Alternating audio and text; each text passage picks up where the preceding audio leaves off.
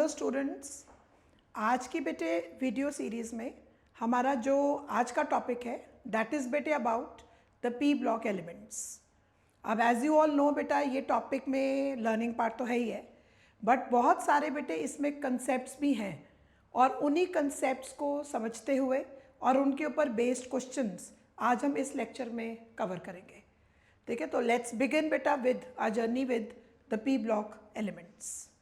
Okay, up in the p block elements, first let's meet all the elements which are present in the p block. We know beta, in p block the elements start from group 13,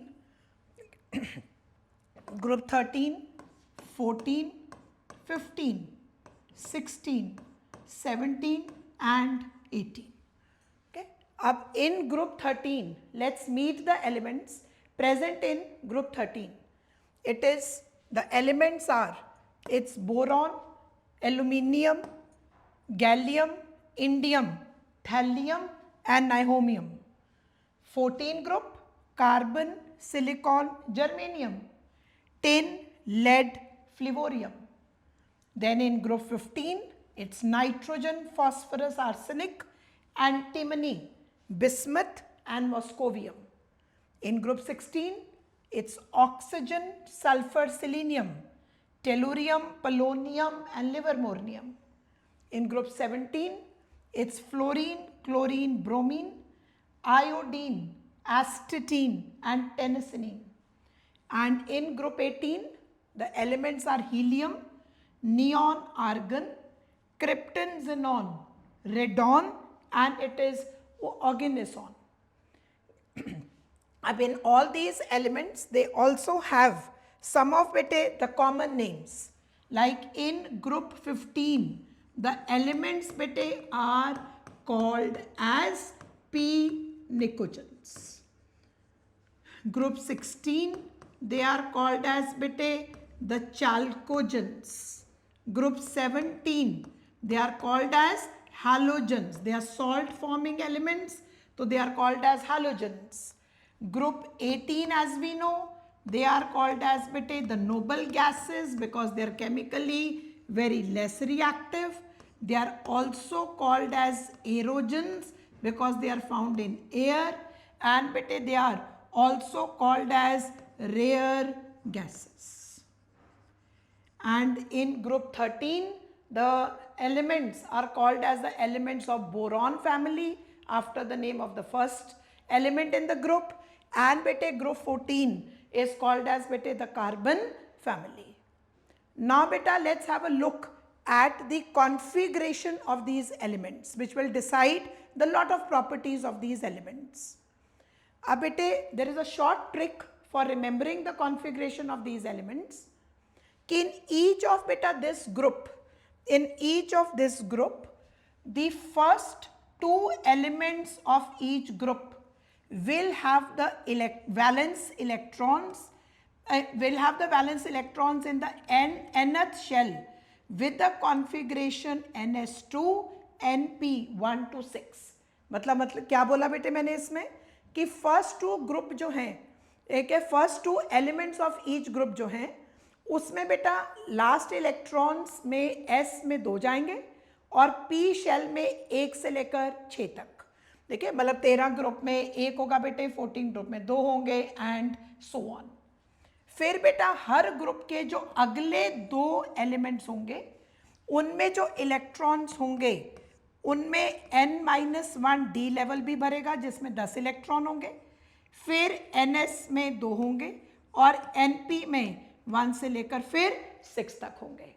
मतलब कि इन 2 period elements में there would also involve the filling up of the inner D shells. और फिर जो last के 2 groups हैं उनमें there would be the electrons in the inner F shell, देखिए in the inner F shell and the inner D level, and then again outer S and the P. अब this configuration would decide lot of properties of these elements. ठीक है, अब taking up the properties बेटे of these elements one by one. The first property बेटे जो हम इन सभी elements की इन द ग्रुप डिस्कस कर रहे हैं वो है बेटा property of atomic radius and ionisation energy. अब ये सबको पता है बेटा कि एक ग्रुप में जितने एलिमेंट्स होते हैं उनकी atomic radius down the group बेटे क्या होता है, हमेशा इंक्रीज होता है. मतलब not, I should not say हमेशा, it is going to generally show the increase. और बेटा पीरियड में मूव करते हुए जो एटॉमिक रेडियस है that is going to show the decrease. But पूरे बेटे पी ब्लॉक में ये ट्रेंड दो ग्रुप्स में फेल होता है. एक है ग्रुप 13 और एक है बेटा ग्रुप 14. अब फर्स्ट बेटे ग्रुप 13 की अगर बात करें तो उसमें अगर हम रेडियस का ऑर्डर देखें तो in the radius moving from the element boron to aluminium there is बेटा the increase in the size, but for the element gallium there is a decrease in the size. Boron से aluminium size क्या हुआ, boron से aluminium size बढ़ा. Normally जैसे shells के add होने से साइज बढ़ना चाहिए, लेकिन गैलियम पे आते आते साइज बेटे डिक्रीज कर गया. और फिर उसके बाद again there is an increase in the size for indium and बेटे फॉर थैलियम. तो अब गैलियम में साइज डिक्रीज होने का कारण क्या है. अब एज वी मूव बेटे फ्रॉम एल्यूमिनियम टू गैलियम तो उसमें शेल्स का नंबर तो ऐड होगा ही होगा बेटा. एल्यूमिनियम में there would be the filling up of 3 shells, gallium में there is a filling up of 4 shells. लेकिन गैलियम में 4 शेल्स के साथ साथ it also involves the filling up of 3D. और ये जो 3D शेल है बेटा इनर, इसकी शील्डिंग इफेक्ट, इसकी जो प्रोटेक्टिंग पावर है, शील्डिंग इफेक्ट है, स्क्रीन करने की ताकत है, वो पुअर होती है. मतलब डी शेल अगर अंदर है तो जो लास्ट वाले शेल के बेटे इलेक्ट्रॉन्स हैं वो न्यूक्लियर अट्रैक्शन को ज़्यादा एक्सपीरियंस करेंगे, क्योंकि डी शेल न्यूक्लियस की अट्रैक्शन से उन इलेक्ट्रॉन्स को ज़्यादा नहीं बचा पाएगा because of the diffused shape. तो because of the poor shielding effect of the D electrons जो शेल एक ऐड हुआ जिसकी वजह से साइज बढ़ना चाहिए था वो ज़्यादा न्यूक्लियर अट्रैक्शन को एक्सपीरियंस करते हुए न्यूक्लियस के पास को आ गया, इसलिए साइज बढ़ने के बजाय साइज कम हो गया. तो कंक्लूडिंग द पॉइंट, एल्यूमिनियम से गैलियम की तरफ आते हुए the size is going to show the decrease और उसके बाद there is and again a increase. तो what will be the order बेटे of the size, the order बेटे ऑफ द साइज सबसे छोटा होगा बेटे बोरॉन, फिर होगा बेटे गैलियम. अब इस क्वेश्चन में यही चीज पूछी गई है, which of the following is correct with respect to the order of the atomic radii. तो सबसे छोटा साइज होगा बेटे फॉर बोरॉन, देन आ गया gallium, aluminium, indium and thallium. तो आंसर इस क्वेश्चन का हमारे पास एक इरेगुलर ट्रेंड को ध्यान रखते हुए आएगा. तो पी ब्लॉक में बेटे बहुत सारे क्वेश्चंस को जब आप सॉल्व करोगे तो उनके इंपॉर्टेंट कंसेप्ट्स, कहीं पे कोई एक्सेप्शन तो नहीं है, इन सब चीज़ों को ध्यान में रखते हुए सॉल्व करना है. तो एटॉमिक रेडियस का इरेगुलर ट्रेंड पी ब्लॉक में सिर्फ एक ग्रुप में आया. कौन से में बेटा, ग्रुप 13 में. क्या आया कि जो गैलियम का साइज है वो एल्यूमिनियम से छोटा है. तो अब look at the next question, reason for the small radius of gallium as compare to aluminium. तो now choose the answer. Is it the poor screening effect of the d orbitals?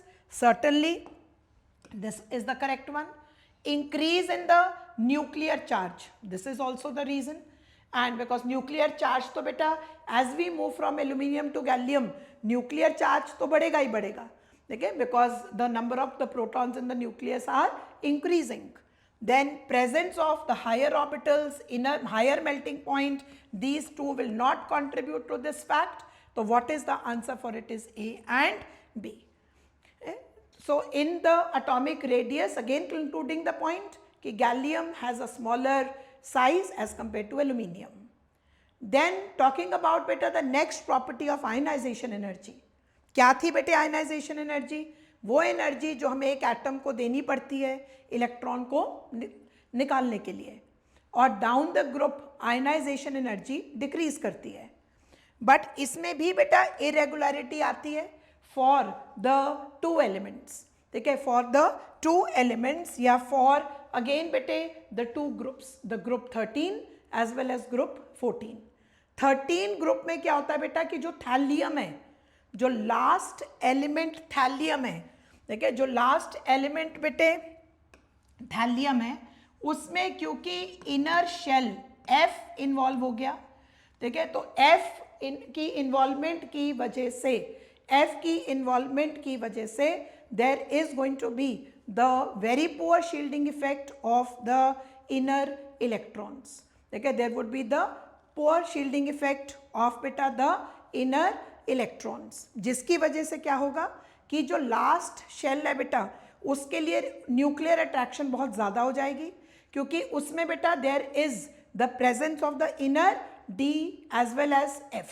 तो F की shielding effect poor होने के कारण उसमें क्या होगा बेटा कि there is going to be the increase in the nuclear charge और इलेक्ट्रॉन को निकालना मुश्किल हो जाएगा। ओके, तो देयरफॉर यहाँ पर हमने क्या देखा कि as we move from boron, aluminium, gallium, indium to thallium, thallium में क्या बढ़ जाता है बेटा इनर F शेल, D तो अंदर है ही है बेटा, F भी है एज वेल एज बेटा इसमें क्या प्रेजेंट है, दैट इज ऑल्सो D, जिस कारण से इसमें क्या होगा बेटा कि there would be the poor shielding effect होने के कारण last shell will come near to the nucleus, जिसके कारण इलेक्ट्रॉन को ज़्यादा न्यूक्लियर अट्रैक्शन मिलेगी और उसको बाहर निकालने के लिए हमें एनर्जी भी ज़्यादा देनी पड़ेगी। तो इस वजह से जो थैलियम है उसकी आयनाइजेशन एनर्जी एक्सेप्शनली बहुत ज़्यादा इंक्रीज हो जाती है। तो ऑर्डर यहाँ पे देखते हैं कि क्या आएगा of the first ionisation energy. Boron, अब ऑर्डर हमारे पास ओवरऑल क्या बनता है, बोरॉन की हाईएस्ट वैल्यू है, फिर होता है बेटे thallium according to the values, फिर आएगा बेटा it would be gallium because that is smaller in size, ठीक है, then it would be gallium, फिर है बेटा एल्यूमिनियम और लास्ट में बेटा इंडियम। तो highest ionisation energy because of the small size boron, thallium because of the poor shielding effect of the inner electrons, it comes बेटे near to the nucleus, so therefore removing electron becomes difficult, ठीक है बेटे। तो उसके बाद फिर आता है बेटे गैलियम क्योंकि उसका साइज छोटा है, फिर आ गया बच्चे एल्यूमिनियम और लास्ट में आ गया इंडियम, ठीक है। और फिर बेटे इसके बाद अब इसी तरह से अगर हम बात करें बेटा ग्रुप 14 की, अब ग्रुप 14 में भी बेटे क्या है कि जो लेड है उसकी बेटे जो आयनाइजेशन एनर्जी है वो 10 से ज़्यादा है because of the same reason, ठीक है, जो लेड है उसकी आयनाइजेशन एनर्जी 10 से ज़्यादा है। मतलब ऑर्डर में एक ही चेंज आएगा कि जो लेड है वो लास्ट होने के instead of being last in the line वो एक पोजीशन पहले आ जाएगा। तो सबसे ज़्यादा आयनाइजेशन एनर्जी कार्बन की होगी, फिर होगी बेटा सिलिकॉन, जर्मेनियम, फिर आएगा बेटा लेड और सबसे कम होगी बच्चे टिन की। Okay, so this will be the order of the ionisation energy बेटे ऑफ द एलिमेंट्स। और एक बेटे और चीज़ का हम ध्यान रखेंगे कि जो ये बेटे वैल्यूज होती हैं ऑफ द टू प्रॉपर्टीज, जैसे एटॉमिक रेडियस हो गया बेटे आयनाइजेशन हो गया, चाहे अब ये जब वेरी करती हैं बेटा ग्रुप में तो इनकी वेरिएशन भी रेगुलर नहीं होती, ठीक है। उसके लिए बेटा लुक एट दिस क्वेश्चन, जैसे ये है कि there is a considerable increase in the covalent radius from which elements, thereafter there is a small increase observed। ये बेटे हमने एलिमेंट सेलेक्ट किए carbon, silicon, germanium, tin and lead. अब carbon से सिलिकॉन की तरफ जाते हुए नंबर ऑफ शेल्स इंक्रीज हो रहे हैं तो एकदम से साइज बढ़ेगा, लेकिन उसके बाद जैसे मैंने अभी पीछे समझाया इनके अंदर इनर इलेक्ट्रॉन्स डी और एफ ऐड हो गए, तो एक इनर में डी या फिर डी और एफ दोनों ऐड हो गए जिनका शील्डिंग इफेक्ट पुअर है, जिसके कारण last shell will come near to the nucleus. मतलब एक तो शेल ऐड हुआ जिसके कारण साइज बढ़ना चाहिए था, एक इनर शेल में भी इलेक्ट्रॉन्स ऐड हो गए जिनका शील्डिंग इफेक्ट पुअर है और वो शेल को पास भी खींच रहे हैं बेटा, तो क्या हो गया, दो अपोजिंग फैक्टर्स हो गए। इस वजह से जो साइज का इंक्रीज है वो उतना ज़्यादा नहीं हो पाता जितना कि first two elements of the group हुआ। तो कार्बन से सिलिकॉन में ज़्यादा इंक्रीज है और सिलिकॉन से लेड में there is a smaller increase observed. I hope reason clear हुआ सबको। क्यों smaller increase? Because of the poor shielding effect of बेटा the inner electrons. Okay, so on the basis of the electronic configuration ये दो बेटे हमने properties को discuss किया। अब इन्हीं बेटे कॉन्फ़िगरेशन और अरेंजमेंट को ध्यान में रखते हुए अब हमने जो बेटे नेक्स्ट कंसेप्ट जिसके ऊपर फिर से क्वेश्चंस हमारे पास पूछे जाते हैं, दैट इज बेटे the concept of oxidation state. अब देखो बेटे ऑक्सीडेशन स्टेट, ऑक्सीडेशन स्टेट में क्या चीज, व्हाट इज इन्वॉल्व बेटे इन the oxidation state? Oxidation state बेटा एक डिटरमिन होता है कि एक एलिमेंट के कितने electrons in the valence shell जो बॉन्डिंग में पार्ट ले पा रहे हैं, ठीक है। और कितने ले पाएंगे बेटा, ये इस पे डिपेंड करेगा कि एक एटम के आउटर मोस्ट शेल में कितने इलेक्ट्रॉन्स हैं, ठीक है, how many electrons are there, और उनमें से फिर बॉन्डिंग में पार्टिसिपेट करना कितनों को पॉसिबल है। तो अब जैसे बेटे ये कंसेप्ट समझने के लिए let's take the elements of again group 13। Group 13 में लेटर से I am talking about boron. उसकी कॉन्फ़िगरेशन है 1s2 2s2 2p1। तो लास्ट शेल में s में 2 इलेक्ट्रॉन्स हैं और p में बेटा 1 इलेक्ट्रॉन है। अब p में बेटा 1 इलेक्ट्रॉन जो ये है, ये अगर बॉन्डिंग में जाएगा, अगर ये शेयर होगा दूसरे एटम के साथ, तो ऑक्सीडेशन स्टेट 1 होगा। लेकिन जो ये इलेक्ट्रॉन है बेटे present in the ns, okay, अब इसको अगर एक्साइट होने के लिए एनर्जी मिल गई और ये हायर शेल में एक्साइट हो गया, तो कितने अनपेयर्ड इलेक्ट्रॉन्स हो जाएंगे एटम के अंदर? 3। तो उसका ऑक्सीडेशन स्टेट +3 हो जाएगा। और एक्साइट होने के लिए एनर्जी कहाँ से मिलेगी?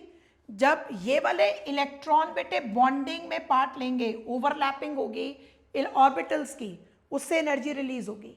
जो एनर्जी रिलीज होगी वो सफिशिएंट होगी इलेक्ट्रॉन्स फ्रॉम s से p ले जाने के लिए। तो इसलिए अगर बोरॉन जैसे एलिमेंट में there will be the common oxidation state observe will be 3, because इसमें 3 इलेक्ट्रॉन्स बेटे बॉन्डिंग में पार्ट ले सकते हैं, ठीक है। इसी तरह से अगर हम ग्रुप 14 एलिमेंट्स की बात करें, उसमें कार्बन की कॉन्फ़िगरेशन 1s2 2s2 2p2। इसमें भी s में बेटे 2 इलेक्ट्रॉन्स हैं और p में 2 अनपेयर्ड इलेक्ट्रॉन्स हैं, जो अगर बॉन्डिंग में पार्ट लेते हैं तो कोवेलेंसी कितनी हो जाएगी बेटा, ऑक्सीडेशन स्टेट कितनी हो जाएगी? 2।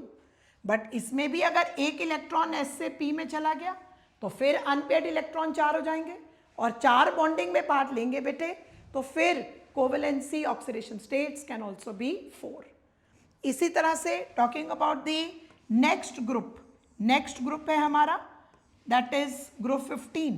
उसमें बेटा ये, अब उसमें अगर हम स्पेसिफिकली नाइट्रोजन की बात करें तो नाइट्रोजन में तो कॉमन जो अनपेयर्ड इलेक्ट्रॉन्स अवेलेबल है फॉर बॉन्डिंग वो बेटा 3 है।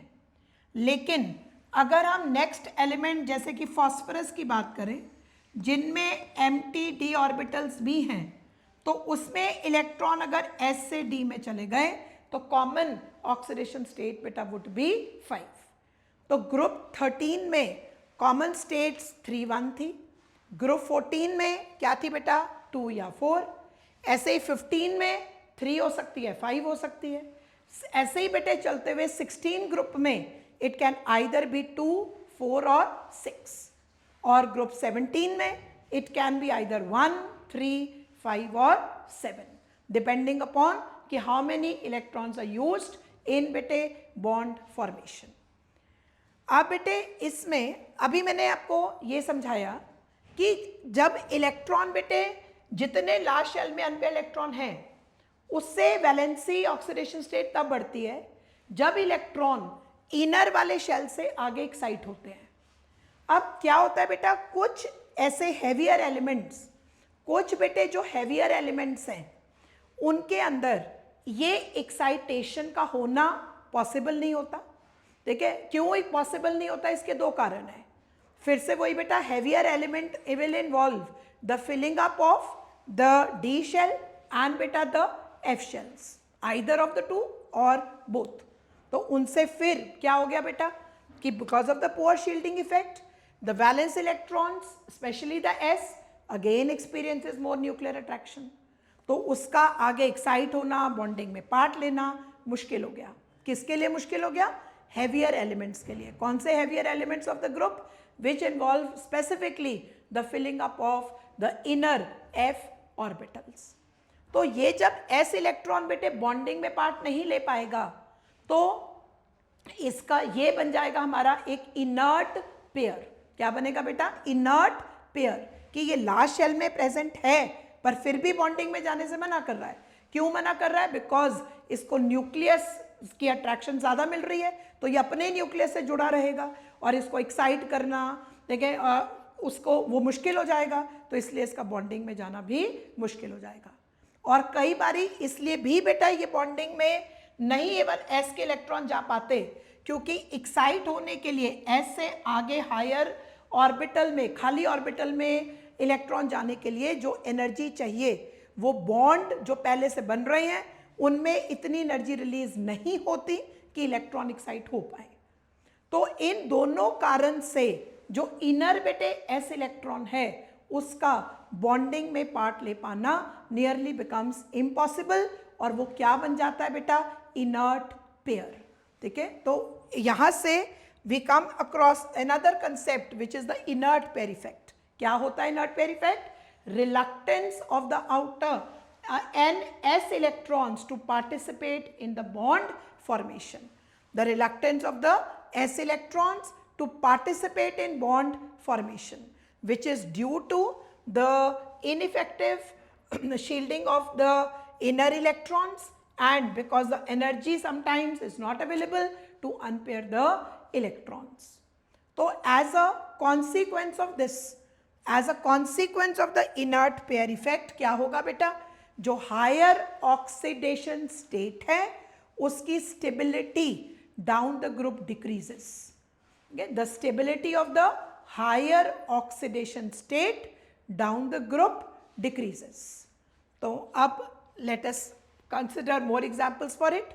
जैसे बेटे अगर हम बात करें ग्रुप 13 एलिमेंट्स की, ग्रुप 13 में कौन से एलिमेंट्स थे? Boron, aluminium, gallium, indium, thallium. इनमें बोरॉन और एल्यूमिनियम में तो इनर डीएफ है ही नहीं बेटा, तो उनके अंदर इनर्ट पेयर इफेक्ट नहीं लगेगा। और लास्ट के तीनों इलेक्ट्रॉन्स, लास्ट शेल के तीनों इलेक्ट्रॉन गए बॉन्डिंग में, तो उससे ऑक्सीडेशन स्टेट कॉमनली कौन सा ऑब्जर्व हुआ? +3। फिर बेटा गैलियम, इंडियम और थैलियम में तीनों में दोनों स्टेट्स ऑब्जर्व होंगे। कौन से दोनों? +3 और +1। +3 जब तीनों इलेक्ट्रॉन पार्ट लेंगे, +1 जब सिर्फ लास्ट का p इलेक्ट्रॉन बॉन्डिंग में पार्ट लेगा। लेकिन बेटा अब इनकी स्टेबिलिटी हर एक के लिए सेम नहीं है। गैलियम, इंडियम में अभी इनर्ट पेयर इफेक्ट बहुत स्ट्रॉन्ग नहीं है। ठीक है, इस कारण से +3 is more stable. +3 oxidation state is बच्चे मोर स्टेबल, और थैलियम में +1 स्टेट इज मोर स्टेबल। तो थैलियम +1 में ज़्यादा स्टेबल है, गैलियम और इंडियम +3 में। ऐसे ही बेटा ग्रुप 14 के लिए सारे एलिमेंट्स दोनों स्टेट दिखाएंगे, 2b और 4b, या 2 इलेक्ट्रॉन बॉन्डिंग में जाएंगे या चारों जाएंगे। लेकिन इसमें for carbon up till 10 +4 state is more stable, और लेड में +2 state is more stable. Learn this, lead में which state is more stable? +2। और ग्रुप 13 में थैलियम के लिए which state is more stable? +1। बाकी सब में मोर स्टेबल स्टेट इज बेटे +3। okay? अब ऐसे ही बेटे अगर अगले ग्रुप की बात करें तो ग्रुप 15 में common oxidation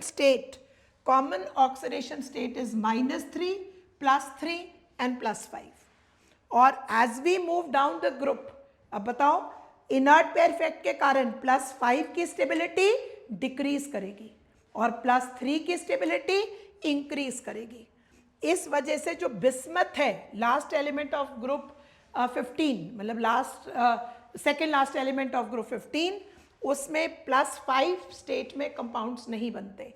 learn this fact कि एक ही कंपाउंड बनता है बिस्मथ का in the oxidation state of 5 and that is bismuth pentafluoride. Okay, फिर मूविंग टू ग्रुप 16 में बेटा states observed are -2, +2, 4 and 6। Either 2 electrons can participate if, अब बेटे ग्रुप 16 में S में 2 इलेक्ट्रॉन्स हैं, P in the S बेटा there are 2, P में there are 4 electrons, then we have the D shell.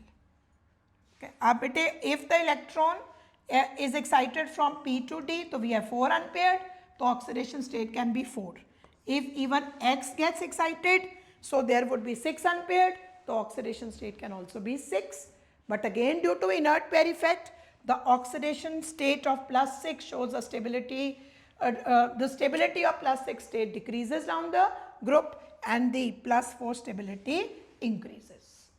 Okay, and similarly beta in this, for talking about the elements bete in group 17 group elements में we have again this arrangement of electron.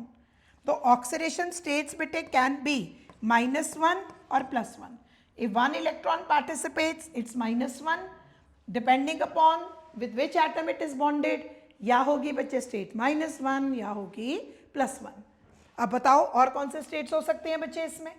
अब एक और electron आप excite कर दो तो क्या state आएगी बेटा, इट वुड बी 3। फिर आप P में से D, बिकॉज D तो हमारे पास 5 खाली पड़े हैं बेटा, तो एक और इलेक्ट्रॉन P से D में ले जाओ तो इट वुड बी 5।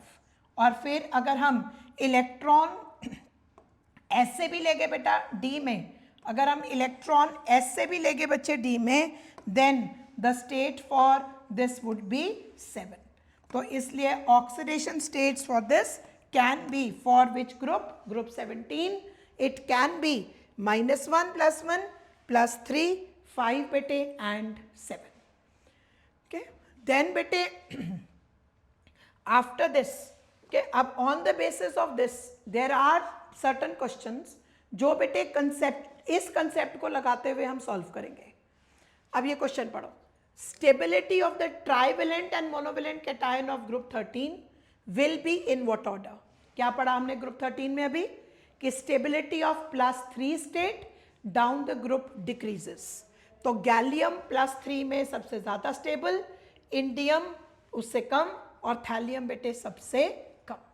ओके, अब इसी के ऊपर बेस बेटा देखो अनदर क्वेश्चन, जब एक आयन बेटा पर्टिकुलरली अपने एक स्टेट में है और अगर बेटे वो स्टेट उसकी स्टेबल नहीं है, जैसे गैलियम बेटे, गैलियम अगर स्टेट में है +1 में, बट इसकी ये स्टेट तो कम स्टेबल है, ये जाना चाहेगा ज़्यादा स्टेबल की तरफ, तो ये चाहेगा कि मैं बदल जाऊं +3 में, तो उसके लिए ये बेटा 2 इलेक्ट्रॉन और लूज कर जाएगा।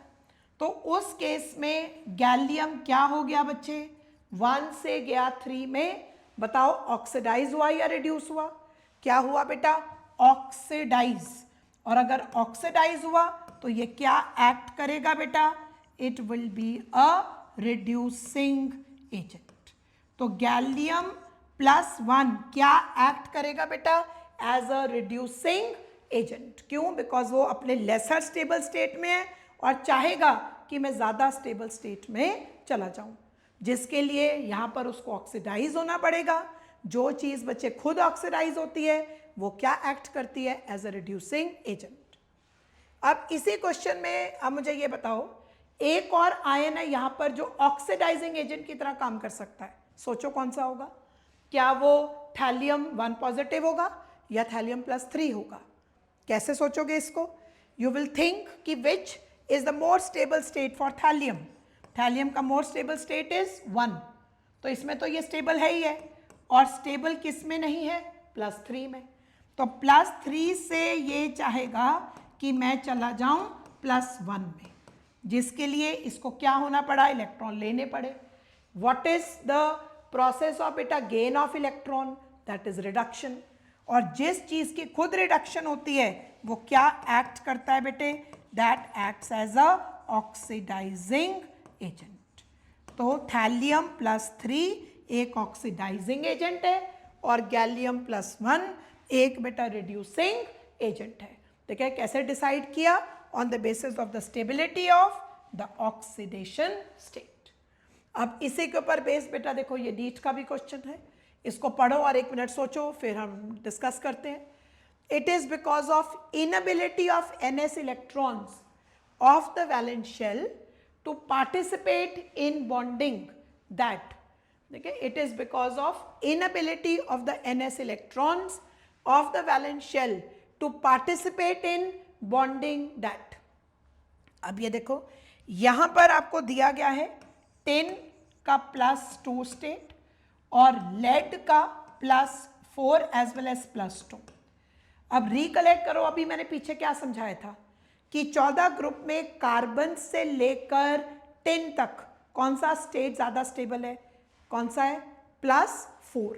यहां देखो टिन के स्टेट में है +2, तो क्या वो रहना चाहेगा +2 में, नहीं, किस में जाएगा, +4 में. +4 में जाने के लिए उसको क्या होना पड़ा बेटे, ऑक्सीडाइज. देखिए तो ये क्या एक्ट करेगा, again as a reducing agent. तो 10 + 2 एक अच्छा रिड्यूसिंग एजेंट है. और इसी तरह से what about lead +4, lead +4 lesser stable है बिकॉज लेड का ज़्यादा स्टेबल स्टेट +2 है बच्चे. तो ये 2 इलेक्ट्रॉन करेगा गेन, चला जाएगा डाइवेलेंट स्टेट में जो कि उसकी है ज़्यादा स्टेबल. तो इस वजह से लेड +4 ने खुद हुआ रिड्यूस, तो ये क्या बन गया, ये हमारा बन गया ऑक्सीडाइजिंग एजेंट. तो लेड +4 एक बहुत ही अच्छा ऑक्सीडाइजिंग एजेंट और tin in divalent state is a good reducing agent. अब इसी कंसेप्ट से look at this question, the stability of the, अब there are 2 statements बेटे which I have given and I am reading those statements. पहली है the stability of the tetrahalides of lead is in this order. lead जब 4 tetrahalides बनाता है तो उनकी stability का ऑर्डर ये आता है, ठीक है. और पहले तो इसको एनालाइज करो फिर नेक्स्ट स्टेटमेंट पढ़ते हैं. फर्स्ट स्टेटमेंट में बेटे अब देखो लेड के 4 टेट्राहेलाइड्स हैं, चारों में लेड +4 स्टेट में है. अब इसमें ये जो स्टेटमेंट है बेटे, ये स्टेटमेंट इस बेसिस पे आपको सोचनी है कि क्या लेड का अगर +4 स्टेट ज़्यादा स्टेबल फ्लोराइड के साथ बनेगा या आयोडाइड के साथ. देखिए लेड का +4 स्टेट इन जनरल तो कम स्टेबल है ही है, बट ऐसा नहीं है कि बेटे एग्जिस्ट नहीं करता. तो लेड जब +4 स्टेट में कंपाउंड बनाएगा तो क्या वो फ्लोराइड उसको स्टेबल कर पाएगा या आयोडाइड, ये डिपेंड करेगा बेटा दूसरा जो आयन है, मतलब जो फ्लोराइड और आयोडाइड है उनकी कितनी टेंडेंसी है, ठीक है, उनकी क्या नेचर है. अब बेटा देखो जो फ्लोराइड और आई नेगेटिव है, सारे जो हैलोजेंस हैं ये खुद बेटे अच्छे रिड्यूसिंग एजेंट्स होते हैं. They are themselves good reducing agents. और इनमें जो सबसे अच्छा रिड्यूसिंग एजेंट होता है दैट इज बेटे आई नेगेटिव. और तो order is the weakest is fluoride, chloride, bromide and iodide. Iodide is a good reducing agent. तो now join the 2 concepts that I have told you. lead +4 state में है, साथ में है उसके 4 हेलाइड आयंस जिनमें से आयोडाइड एक अच्छा रिड्यूसिंग एजेंट है. तो लेड +4 एक अच्छा ऑक्सीडाइजिंग एजेंट, आई नेगेटिव एक बहुत अच्छा रिड्यूसिंग एजेंट. तो क्या ये आपस में दोनों स्टेबल रहेंगे, क्या ये दोनों इकट्ठे एक साथ एग्जिस्ट कर पाएंगे, तो आंसर विल बी नो. तो इसलिए I4 की स्टेबिलिटी सबसे कम आएगी। तो और फ्लोराइड की बिकॉज उसकी वो एक वीकेस्ट रिड्यूसिंग एजेंट है, उसकी लेड को रिड्यूस करने की टेंडेंसी कम है, तो इसलिए वो लेड को +4 में स्टेबल कर सकता है। तो स्टेबिलिटी का order fluoride, chloride, bromide and iodide आ गया, जो कि एक, तो जिसकी वजह से ये स्टेटमेंट हमारी बिल्कुल क्या होगी बेटा, दैट इज करेक्ट। ओके, और यहीं पे ये भी क्लियर कर दूं कि ये जो I4 है ये बेटा कंपाउंड एग्जिस्ट नहीं करता। PbI4 भी कम एग्जिस्ट करता है because of the similar reason, but PbI4 lead tetraiodide does not exist. और स्टेटमेंट 2 है बेटा इलेक्ट्रोनेगेटिविटी हैलोजेंस का ये ऑर्डर। Electronegativity in the periodic table हमें ये पता है कि ग्रुप में नीचे जाते हुए डिक्रीज होती है, again because of the increase in the size. तो इलेक्ट्रोनेगेटिविटी का order is fluoride, chloride, bromide, iodide. तो ये स्टेटमेंट भी करेक्ट है, तो हमारा आंसर इसमें आ गया बेटा फर्स्ट। ओके, अब यहां तक तो हमने बेटा stability of the oxidation states की इस तरह से बात करी। अब लुक एट दिस क्वेश्चन।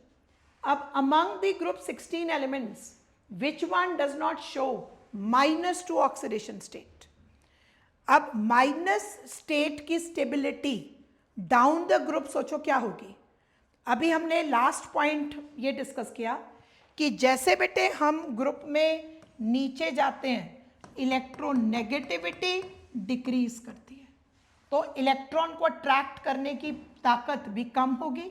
तो इसलिए जो stability of the negative oxidation state है, the stability of the oxidation state, negative oxidation state decreases down the group. तो इस बेसिस पे क्या आंसर आएगा इसका कि कौन सा ऐसा एलिमेंट होगा जो -2 स्टेट में एग्जिस्ट नहीं कर पाएगा। वो एलिमेंट इसमें जो बेटा ग्रुप में सबसे नीचे प्रेजेंट है। अब oxygen, selenium, tellurium, polonium option में है, जो कौन से ग्रुप के एलिमेंट्स थे, ग्रुप 16 के। तो इस वजह से जो सबसे नीचे ग्रुप में है पोलोनियम, वो आंसर आएगा। तो ये बेटा एक नीट का ही क्वेश्चन था कि माइनस स्टेट की जो स्टेबिलिटी है down the group, it is going to show the decrease. और इसी से बेटे इवन ग्रुप 15 में भी जैसे जैसे नीचे जाते हैं the stability of the oxidation state down the group, the stability of the negative oxidation state down the group बेटा होती है डिक्रीज। फिर बेटे अब जो ये हमने बच्चे बात करी अबाउट ऑक्सीडेशन स्टेट्स एंड बेटे अबाउट द स्टेबिलिटीज, अब इन्हीं से ऊपर बेटे इन्हीं को यूज करते हुए दो कंसेप्ट हमारे और एक्सप्लेन होते हैं, जो है बेटा एक है, पहला कंसेप्ट है the concept of maximum covalency. मतलब एक एटम मैक्सिमम कितने बॉन्ड बना पाएगा, ये हम कैसे डिसाइड करेंगे। अब देखो अगेन बेटे अगर हम बात स्टार्ट करें from group 13 elements, again talking about the first element boron, उसके लास्ट शेल में there is the presence of one, या rather there is a presence of 2 empty orbitals, but एक इलेक्ट्रॉन जब एक्साइट हो जाता है तो उसके बाद there is the presence of 1 empty orbital. जैसे कि सपोज बेटे अगर ये कंपाउंड बोरॉन फ्लोरीन के साथ कंबाइन किया तो ये बन गया BF3। ये 3 अनपेयर्ड इलेक्ट्रॉन वाले ऑर्बिटल फ्लोरीन के ऑर्बिटल के साथ कंबाइन करेंगे, they will show the overlapping और इनमें बन जाएंगे 3 सिग्मा बॉन्ड। लेकिन उसके बाद बोरॉन के पास तो अभी भी एक खाली ऑर्बिटल है। तो अगर हम इसमें कोई ऐसी स्पीशी डाल दें, जैसे अगर हम बेटे इसमें NaF डाल दें जिसमें F नेगेटिव प्रेजेंट है, F नेगेटिव के पास है बेटा लोन पेयर्स और बोरॉन के पास है एक एम्प्टी ऑर्बिटल, तो F नेगेटिव बोरॉन के साथ एक कोऑर्डिनेट बॉन्ड बनाते हुए ये कंपाउंड बना लेगा NaBF4। F नेगेटिव अपना लोन पेयर बोरॉन को देते हुए एक कोऑर्डिनेट बॉन्ड बनाएगा और कंपाउंड बन जाएगा NaBF4। तो मतलब बोरॉन की नॉर्मल वैलेंसी तो थी 3, बट एक अनपेयर्ड इलेक्ट्रॉन होने की वजह से, एक एम्प्टी ऑर्बिटल होने की वजह से ये अपनी कोवेलेंसी को 4 तक बच्चे एक्सपैंड कर सकता है। ऐसे ही बेटे जो बाकी एलिमेंट्स हैं, अगर हम बात करें बेटे जैसे नाइट्रोजन की, अब नाइट्रोजन के लास्ट शेल में इलेक्ट्रॉन्स तो बेटे last unpaired electrons last shell में तो 3 ही है, बट नाइट्रोजन के पास एक लोन पेयर है, तो ये खुद बेटा एक लुईस बेस का काम कर सकता है।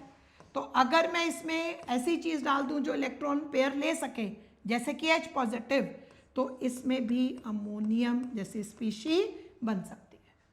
तो मतलब जो हमारे पास एलिमेंट्स हैं वो अपनी नॉर्मल वैलेंसी के बियॉन्ड भी बॉन्ड बना सकते हैं, या तो खाली ऑर्बिटल यूज करके, या बेटा अपने सेंट्रल एटम पे जो एटम है उसके लोन पेयर को यूज करके। तो जनरली बेटा ये देखा गया कि जो सेकेंड पीरियड के एलिमेंट्स हैं जैसे बोरॉन, कार्बन, नाइट्रोजन, उनकी जो मैक्सिमम कोवेलेंसी है वो है बेटा 4। The maximum covalency is 4। But अगर हम बात करें बेटा next period, third period onwards, अब थर्ड पीरियड में हम लेते हैं, जैसे अब यहाँ पर हमने सपोज बात करी एल्यूमिनियम की। अब एल्यूमिनियम की जो लास्ट शेल है उसके अंदर बेटे एक ये p ऑर्बिटल तो खाली है ही है, बट इसके पास एल्यूमिनियम के पास क्योंकि लास्ट शेल थर्ड है, 3s 3p 3d, तो ये बेटा 3d शेल सारा खाली है। तो एल्यूमिनियम के पास तो बहुत सारे शेल्स बेटे खाली हैं, तो वो ज़्यादा एटम्स, ज़्यादा आयंस के साथ कोऑर्डिनेट बॉन्ड बना सकता है, तो वो कोवेलेंसी को 4 के बियॉन्ड भी एक्सपैंड कर सकता है। तो जैसे अब एल्यूमिनियम है, उसमें अगर AlF3 है, उसमें बेटे अगर हम NaF डालें तो व्हाट हैज़ बीन फाउंड कि एल्यूमिनियम 6 टोटल फ्लोरीन के साथ जुड़ सकता है। तो जनरली 6 के साथ कैसे जुड़ा, अपने बेटा लास्ट शेल में जो एम्प्टी d ऑर्बिटल थे उनको भी बेटे उसने यूज कर लिया। तो जो थर्ड पीरियड के एलिमेंट्स हैं और बियॉन्ड, उनमें ज़्यादातर ये देखा गया कि मैक्सिमम कोवेलेंसी कितनी होती है बेटा, that is 6। Second period elements में 4, third period elements and beyond generally बेटे इट इज 6। जैसे एल्यूमिनियम की 6 हो गई बेटा, देखिए सिलिकॉन की 6 होगी, फॉस्फोरस की 6 होगी, देखिए सल्फर की 6 होगी। तो common covalency for the elements present बेटे in third period and beyond is 6, second period is 4। Okay, so अब बेटे नेक्स्ट हमारे पास यहाँ पे सोचने की बात एक ये भी आती है कि क्या जो कोवेलेंसी है वो सिर्फ और सिर्फ सेंट्रल एटम ही डिसाइड करेगा कि कितनी होगी, तो आंसर इसका होगा बेटे नहीं। देखिए सिर्फ सेंट्रल एटम ही नहीं करेगा, वो तो करेगा ही, बट ये भी डिसाइड करेगा कि जो स्पीशी हमने डाली है, देखिए उसके साथ उतनी कोवेलेंसी का ऑब्जर्व होना पॉसिबल भी है या नहीं। जैसे अगर हम बात करें बेटे सिलिकॉन की, अब सिलिकॉन में SiF4, इसमें 2 सोडियम फ्लोराइड डाले तो इसमें बेटा Na2SiF6 तो बन जाता है। लेकिन अगर हम बेटा SiCl4 लें तो इस सिलिकॉन के पास एम्प्टी d ऑर्बिटल तो इसमें भी है, लेकिन इसमें अगर हम बेटे NaCl ऐड करें तो NiCl6 2 नेगेटिव जैसा कंपाउंड नहीं बनता। NiCl6 2 नेगेटिव जैसा कंपाउंड नहीं बनेगा। तो इसके ना बनने का कारण क्या है कि जो हमने स्पीशी डाली है NaCl, Cl नेगेटिव आयन, उसका साइज बेटे बहुत बड़ा है। तो क्या होगा, साइज बड़ा होने के कारण ये बेटे जो इसके ज़्यादा एटम्स एक सेंट्रल एटम के आसपास अकोमोडेट नहीं हो पाएंगे। मीन्स जैसे अगर ये हमारा सिलिकॉन इधर है और हमने बड़े बड़े बेटे ऐसे फ्लोरीन इसके आसपास रख दिए, तो ये 6 बिना अपनी रिपल्शंस के यहाँ पे अकोमोडेट नहीं हो पाएंगे। तो चाहे सिलिकॉन के पास एम्प्टी ऑर्बिटल है, फ्लोरीन या फ्लोराइड आयन के पास लोन पेयर है, बट फिर भी 6 कोऑर्डिनेशन नंबर या 6 वैलेंसी इस कंपाउंड में SiCl4 में ऑब्जर्व नहीं होगी, because the bigger chlorine atoms will create the steric hindrance around the silicon atom. तो इसके बेसिस पे भी ये क्वेश्चन देखो, which of the following species is not stable? तो ये थोड़ा लर्निंग बेस्ड है. SiF62 नेगेटिव, दिस इज बेटा अ स्टेबल. GeC, अब जर्मेनियम का साइज बड़ा है बेटा, तो उसके आसपास बड़े क्लोरीन भी अकोमोडेट हो जाएंगे. टिन का साइज भी बड़ा है तो उसमें भी OH आ जाएंगे, बट SiCl6 इसमें around silicon 6 chlorine atoms can not be accommodated. ठीक है, अब इसी के बेसिस पे ये भी देखो, विच of the following does not exist. तो अभी जो मैंने बताया, अब think, will AlF63 negative exist? yes, because aluminium can have the valency bete of maximum covalency of 6 and fluorine is small in size. अब ये देखो थैलियम हाइड्रोक्साइड, ये बनेगा बेटे कंपाउंड. अब ये थैलियम यहाँ पर बताओ किस स्टेट में है? +3. क्या पढ़ा हमने अभी कि थैलियम का +3 स्टेबल नहीं होता, तो ये एग्जिस्ट नहीं करेगा. ठीक है, और BH4 नेगेटिव, बोरॉन की मैक्सिमम कोवेलेंसी 4 होती है, तो ये एग्जिस्ट करेगा. तो ये बोरोहाइड्राइड आयन एग्जिस्ट करेगा, AlF63 नेगेटिव करेगा, बट थैलियम हाइड्रोक्साइड नहीं करेगा. तो maximum covalency of the elements that can be beyond group 3 6, और 6 हो गई. सेकेंड पीरियड एलिमेंट्स के लिए बेटे 4 हो गई. अब कुछ और भी कंपाउंड्स हैं, देखिए, जिनकी डिस्प्रपोर्शनेशन होती है, और कुछ एलिमेंट्स हैं which under specific conditions can undergo disproportionation. जिनमें से पहला है बेटा सिलीनियम क्लोराइड. अब in selenium chloride this undergoes disproportionation to SeCl4 and selenium. क्या बनेगा बेटे?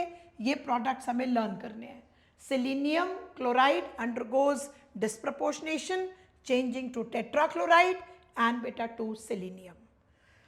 And talking about बेटे some elements also, इसमें बेटे हम जो भी एग्जाम्पल्स ले रहे हैं, यहाँ तक ये क्लियर रहे कि वो एग्जाम्पल्स ले रहे हैं बेटे जो प्योरली NCERT के सिलेबस में गिवन है. ओके, तो इसी तरह से बेटे कुछ हमारे पास एलिमेंट्स हैं, जैसे फॉस्फरस. ये बेटा अगर NaOH इसमें डाला जाए तो ये बेटे डिस्प्रपोर्शनेशन करता है. It changes into sodium hypophosphite. This changes into sodium hypophosphite and बेटे इट चेंजेस इनटू फॉस्फीन. ठीक है, तो phosphorus in the presence of NaOH it changes to again phosphine and bete it changes to sodium hypophosphite. It changes to sodium hypophosphite. I'm sorry. Okay, it changes to sodium hypophosphite and bete to phosphine. I'll write the words also. It changes to sodium hypophosphite. फिर बेटा chlorine also it undergoes disproportionation with NaOH. If NaOH is, देखिए, if NaOH is cold and dilute, it changes to sodium hypochlorite plus bete it changes to NaCl. It changes to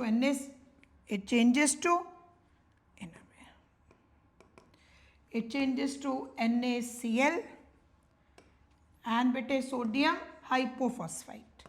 And similarly, if chlorine is treated with the hot and concentrated NaOH, so sodium chlorate plus NaCl. So these elements, they also bete undergo disproportionation. Phosphorus, chlorine, even chlorine, bromine, they undergo disproportionation. But give me the answer. Can fluorine undergo disproportionation. Fluorine में बेटे common जो state observe होता है वो -1, तो fluorine is an element जिसमें disproportionation नहीं होगा। ठीक है, क्लोरीन में हो गया बेटे, ब्रोमीन में हो सकता है, but it is not observed बेटे फॉर फ्लोरीन।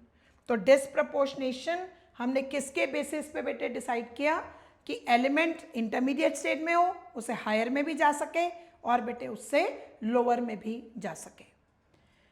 इन एलिमेंट्स की बात बेटे जितने अब तक हमने करी, उससे एक और बेटे इंपॉर्टेंट हमारे पास कंसेप्ट गिवन है एनसीईआरटी में, जो है बेटा concept of multiple bond formation, जो कि ये डिसाइड करता है कि एक एलिमेंट किस स्टेट में कौन, उसकी एटॉमिसिटी क्या हो सकती है।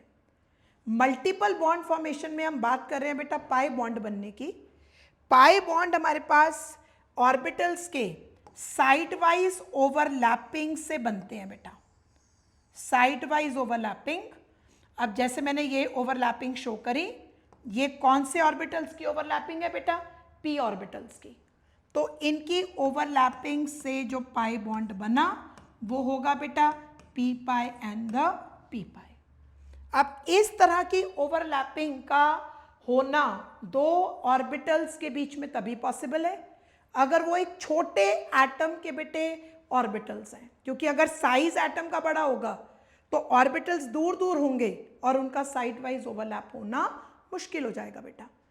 तो इस तरह की ओवरलैपिंग छोटे एटम्स में होती है, जैसे कार्बन में, कार्बन की कार्बन के साथ, नाइट्रोजन के साथ, देखिए ऑक्सीजन के साथ। तो ये मल्टीपल बॉन्ड फॉर्मेशन किन एटम्स के बीच में होगी, between the atoms of the small size. तो इस बेसिस पे जो नाइट्रोजन और ऑक्सीजन है वो एक डायटॉमिक मॉलिक्यूल के फॉर्म में एग्जिस्ट करते हैं, क्योंकि वो मल्टीपल बॉन्ड्स बनाकर अपनी वैलेंसी को पूरा कर सकते हैं। नाइट्रोजन ट्राइवेलेंट है तो दूसरे एटम के साथ ट्रिपल बॉन्ड बनाया because of the formation of pi bond. Oxygen divalent है, उसने भी बेटा एक पाई बॉन्ड बनाया, डबल बॉन्ड बनाया, दोनों की वैलेंसी पूरी हो गई और मॉलिक्यूल स्टेबल है। इस वजह से नाइट्रोजन कैसे एग्जिस्ट करता है, as a diatomic gas. Oxygen भी कैसे एग्जिस्ट करता है, as a diatomic gas. Reason क्या बना इसका कि इन दोनों में पी पाई बॉन्ड का बनना पॉसिबल है। क्यों पॉसिबल है, क्योंकि इन एटम्स का साइज छोटा है। बट इस तरह की टेंडेंसी का बड़े एटम्स में होना पॉसिबल नहीं है, जिसका मतलब ये हुआ कि बेटे एटम्स जैसे कि फास्फोरस है वो आपस में पाई बॉन्ड बनाते हुए डाई एटॉमिक स्टेट में एग्जिस्ट नहीं कर सकते, क्योंकि इनमें इस तरह की पाई बॉन्ड बनेगा ही नहीं। सल्फर और सल्फर के बीच में भी पाई बॉन्ड नहीं बन सकता। तो इसलिए जो ये ग्रुप 15 के एलिमेंट्स हैं, from phosphorus onwards, phosphorus, arsenic, antimony, ये बेटा अपनी ट्राइवैलेंसी को पूरी करते हुए एक टेट्रा एटॉमिक सॉलिड के फॉर्म में एग्जिस्ट करते हैं। तो कैसे एग्जिस्ट करते हैं, कौन, phosphorus, arsenic, antimony, how do they exist as tetratomic solids. अब देखो ये बेटे इनका एक मॉलिक्यूल है जिसमें 4 एटम्स हैं और वो आपस में सिर्फ सिग्मा बॉन्ड्स बना रहे हैं, नॉट द पाई बॉन्ड्स। तो nitrogen in group 15 is diatomic, other 3 elements bete they are tetraatomic, which 3, phosphorus, arsenic, antimony, and bismuth तो बेटा is a metal। और इसी तरह से जो ग्रुप 16 एलिमेंट है उसमें भी sulphur onwards, sulphur, selenium, tellurium, ये बेटा फिर से पाई बॉन्ड नहीं बना पाएंगे आपस में, तो ये भी सिग्मा बॉन्ड बनाते हुए एक 8 मेंबर्ड पकड़ रिंग के फॉर्म में एग्जिस्ट करते हैं। तो sulphur, selenium, they exist as octa atomic molecules, they exist as octa atomic molecules, जिसमें बहुत बड़ा एक मॉलिक्यूल है। तो 2 मॉलिक्यूल्स के बीच में there would be stronger van der Waals forces, तो ये एलिमेंट्स एज सॉलिड के फॉर्म में एग्जिस्ट करेंगे।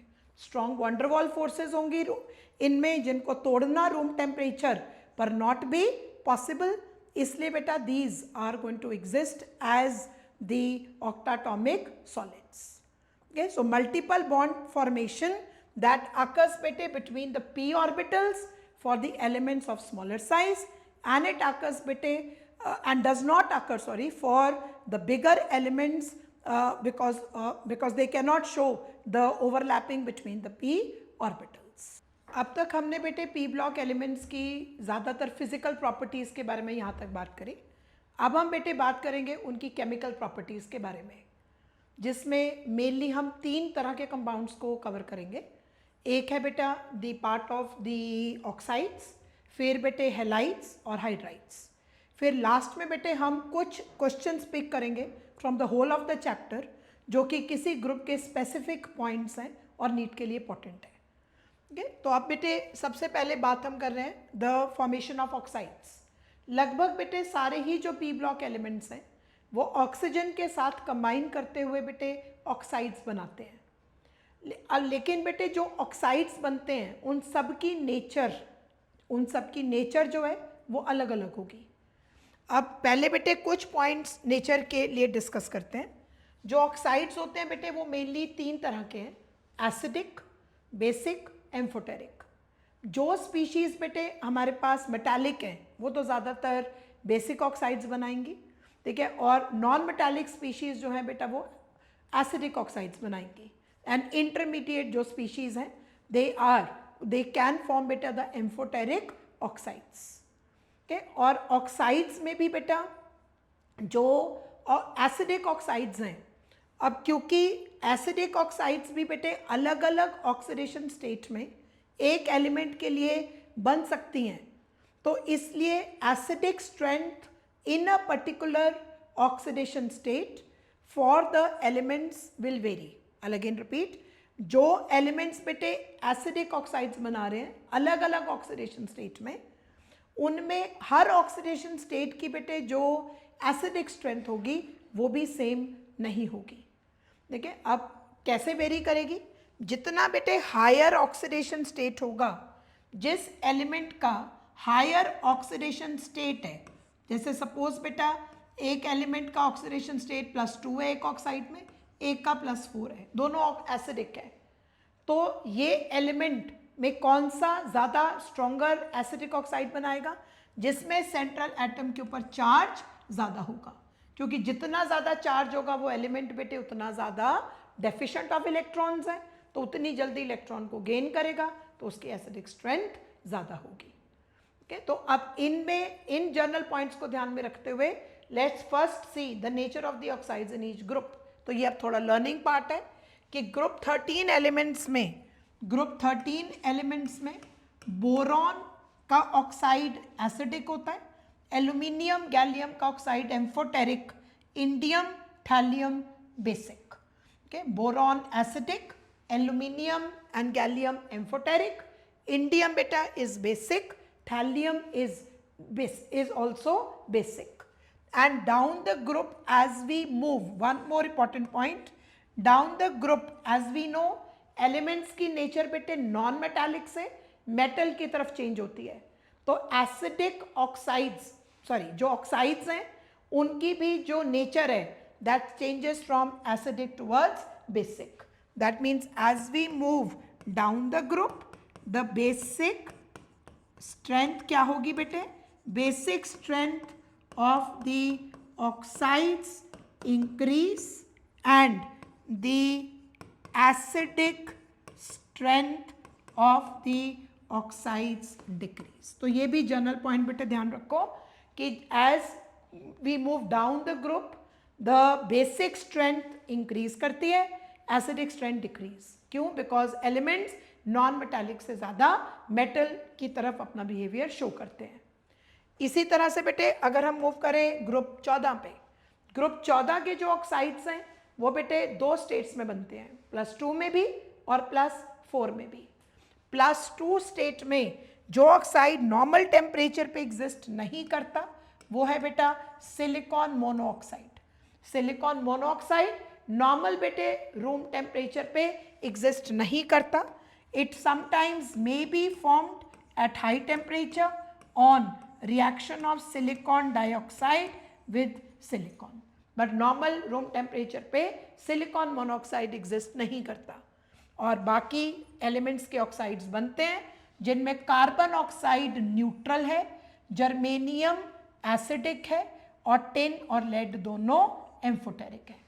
और डाइऑक्साइड्स में कार्बन, सिलिकॉन, जर्मेनियम तीनों acidic, tin and lead amphoteric. और जैसे मैंने कहा, अगर हम एसिडिक स्ट्रेंथ की बात करें ऑफ दीज ऑक्साइड्स तो इनमें सबसे ज़्यादा एसिडिक कार्बन डाइऑक्साइड, फिर SiO2 सिलिका और फिर बेटा GeO2 दैट इज बेटा जर्मेनियम डाइऑक्साइड।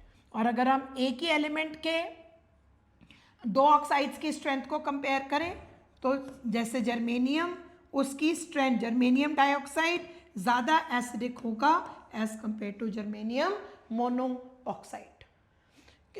और इनमें बेटे भी चाहे टिन और लेड दोनों एम्फोटेरिक है, बट अगर आपको पूछा जाए कि ज़्यादा बेसिक कौन सा है, ठीक है, तो वो lead dioxide that would be more basic and tin dioxide comparatively would be more acidic.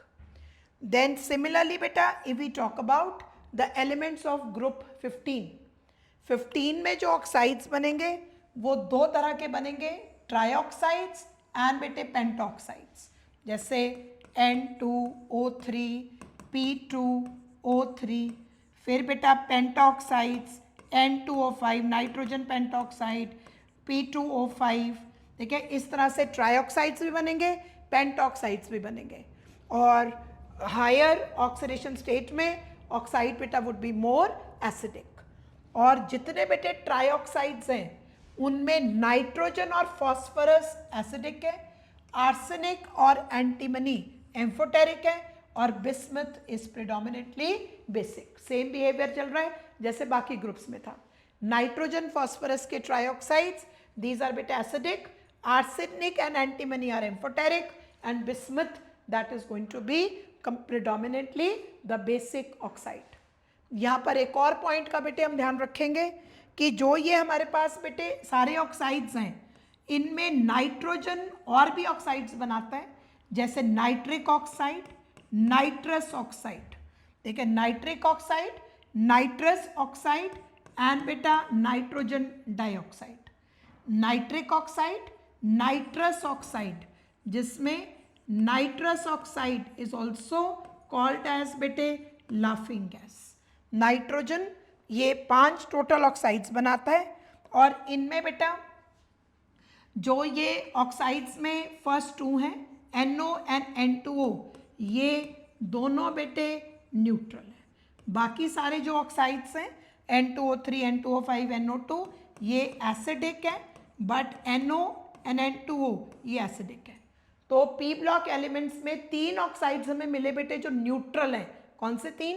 Carbon monoxide, nitric oxide and बेटा N2O विच इज बेटा nitrous oxide. Another name for nitrous oxide क्या था?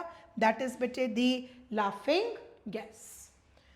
फिर बेटे टॉकिंग अबाउट द ग्रुप 16 में बेटे 2 तरह के ऑक्साइड्स बनते हैं, फिर से डाइऑक्साइड्स एंड बेटे ट्राइऑक्साइड्स, ठीक है, जिनमें अब डाइऑक्साइड्स में जैसे SO2, SiO2 and tellurium dioxide, ठीक है, तो ये सारे बेटे डाइऑक्साइड्स बनते हैं। फिर ऐसे बेटा ट्राइऑक्साइड्स भी बनेंगे जैसे कि sulphur trioxide, selenium trioxide, tellurium trioxide.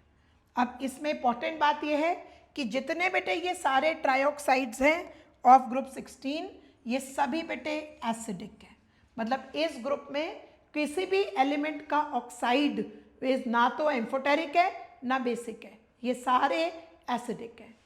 और इन ऑक्साइड्स में बेटा एक पॉइंट ये कि जो इन ऑक्साइड्स में SO2 है वो बेटा एक रिड्यूसिंग एजेंट है और टेलुरियम डाइऑक्साइड एक ऑक्सीडाइजिंग है।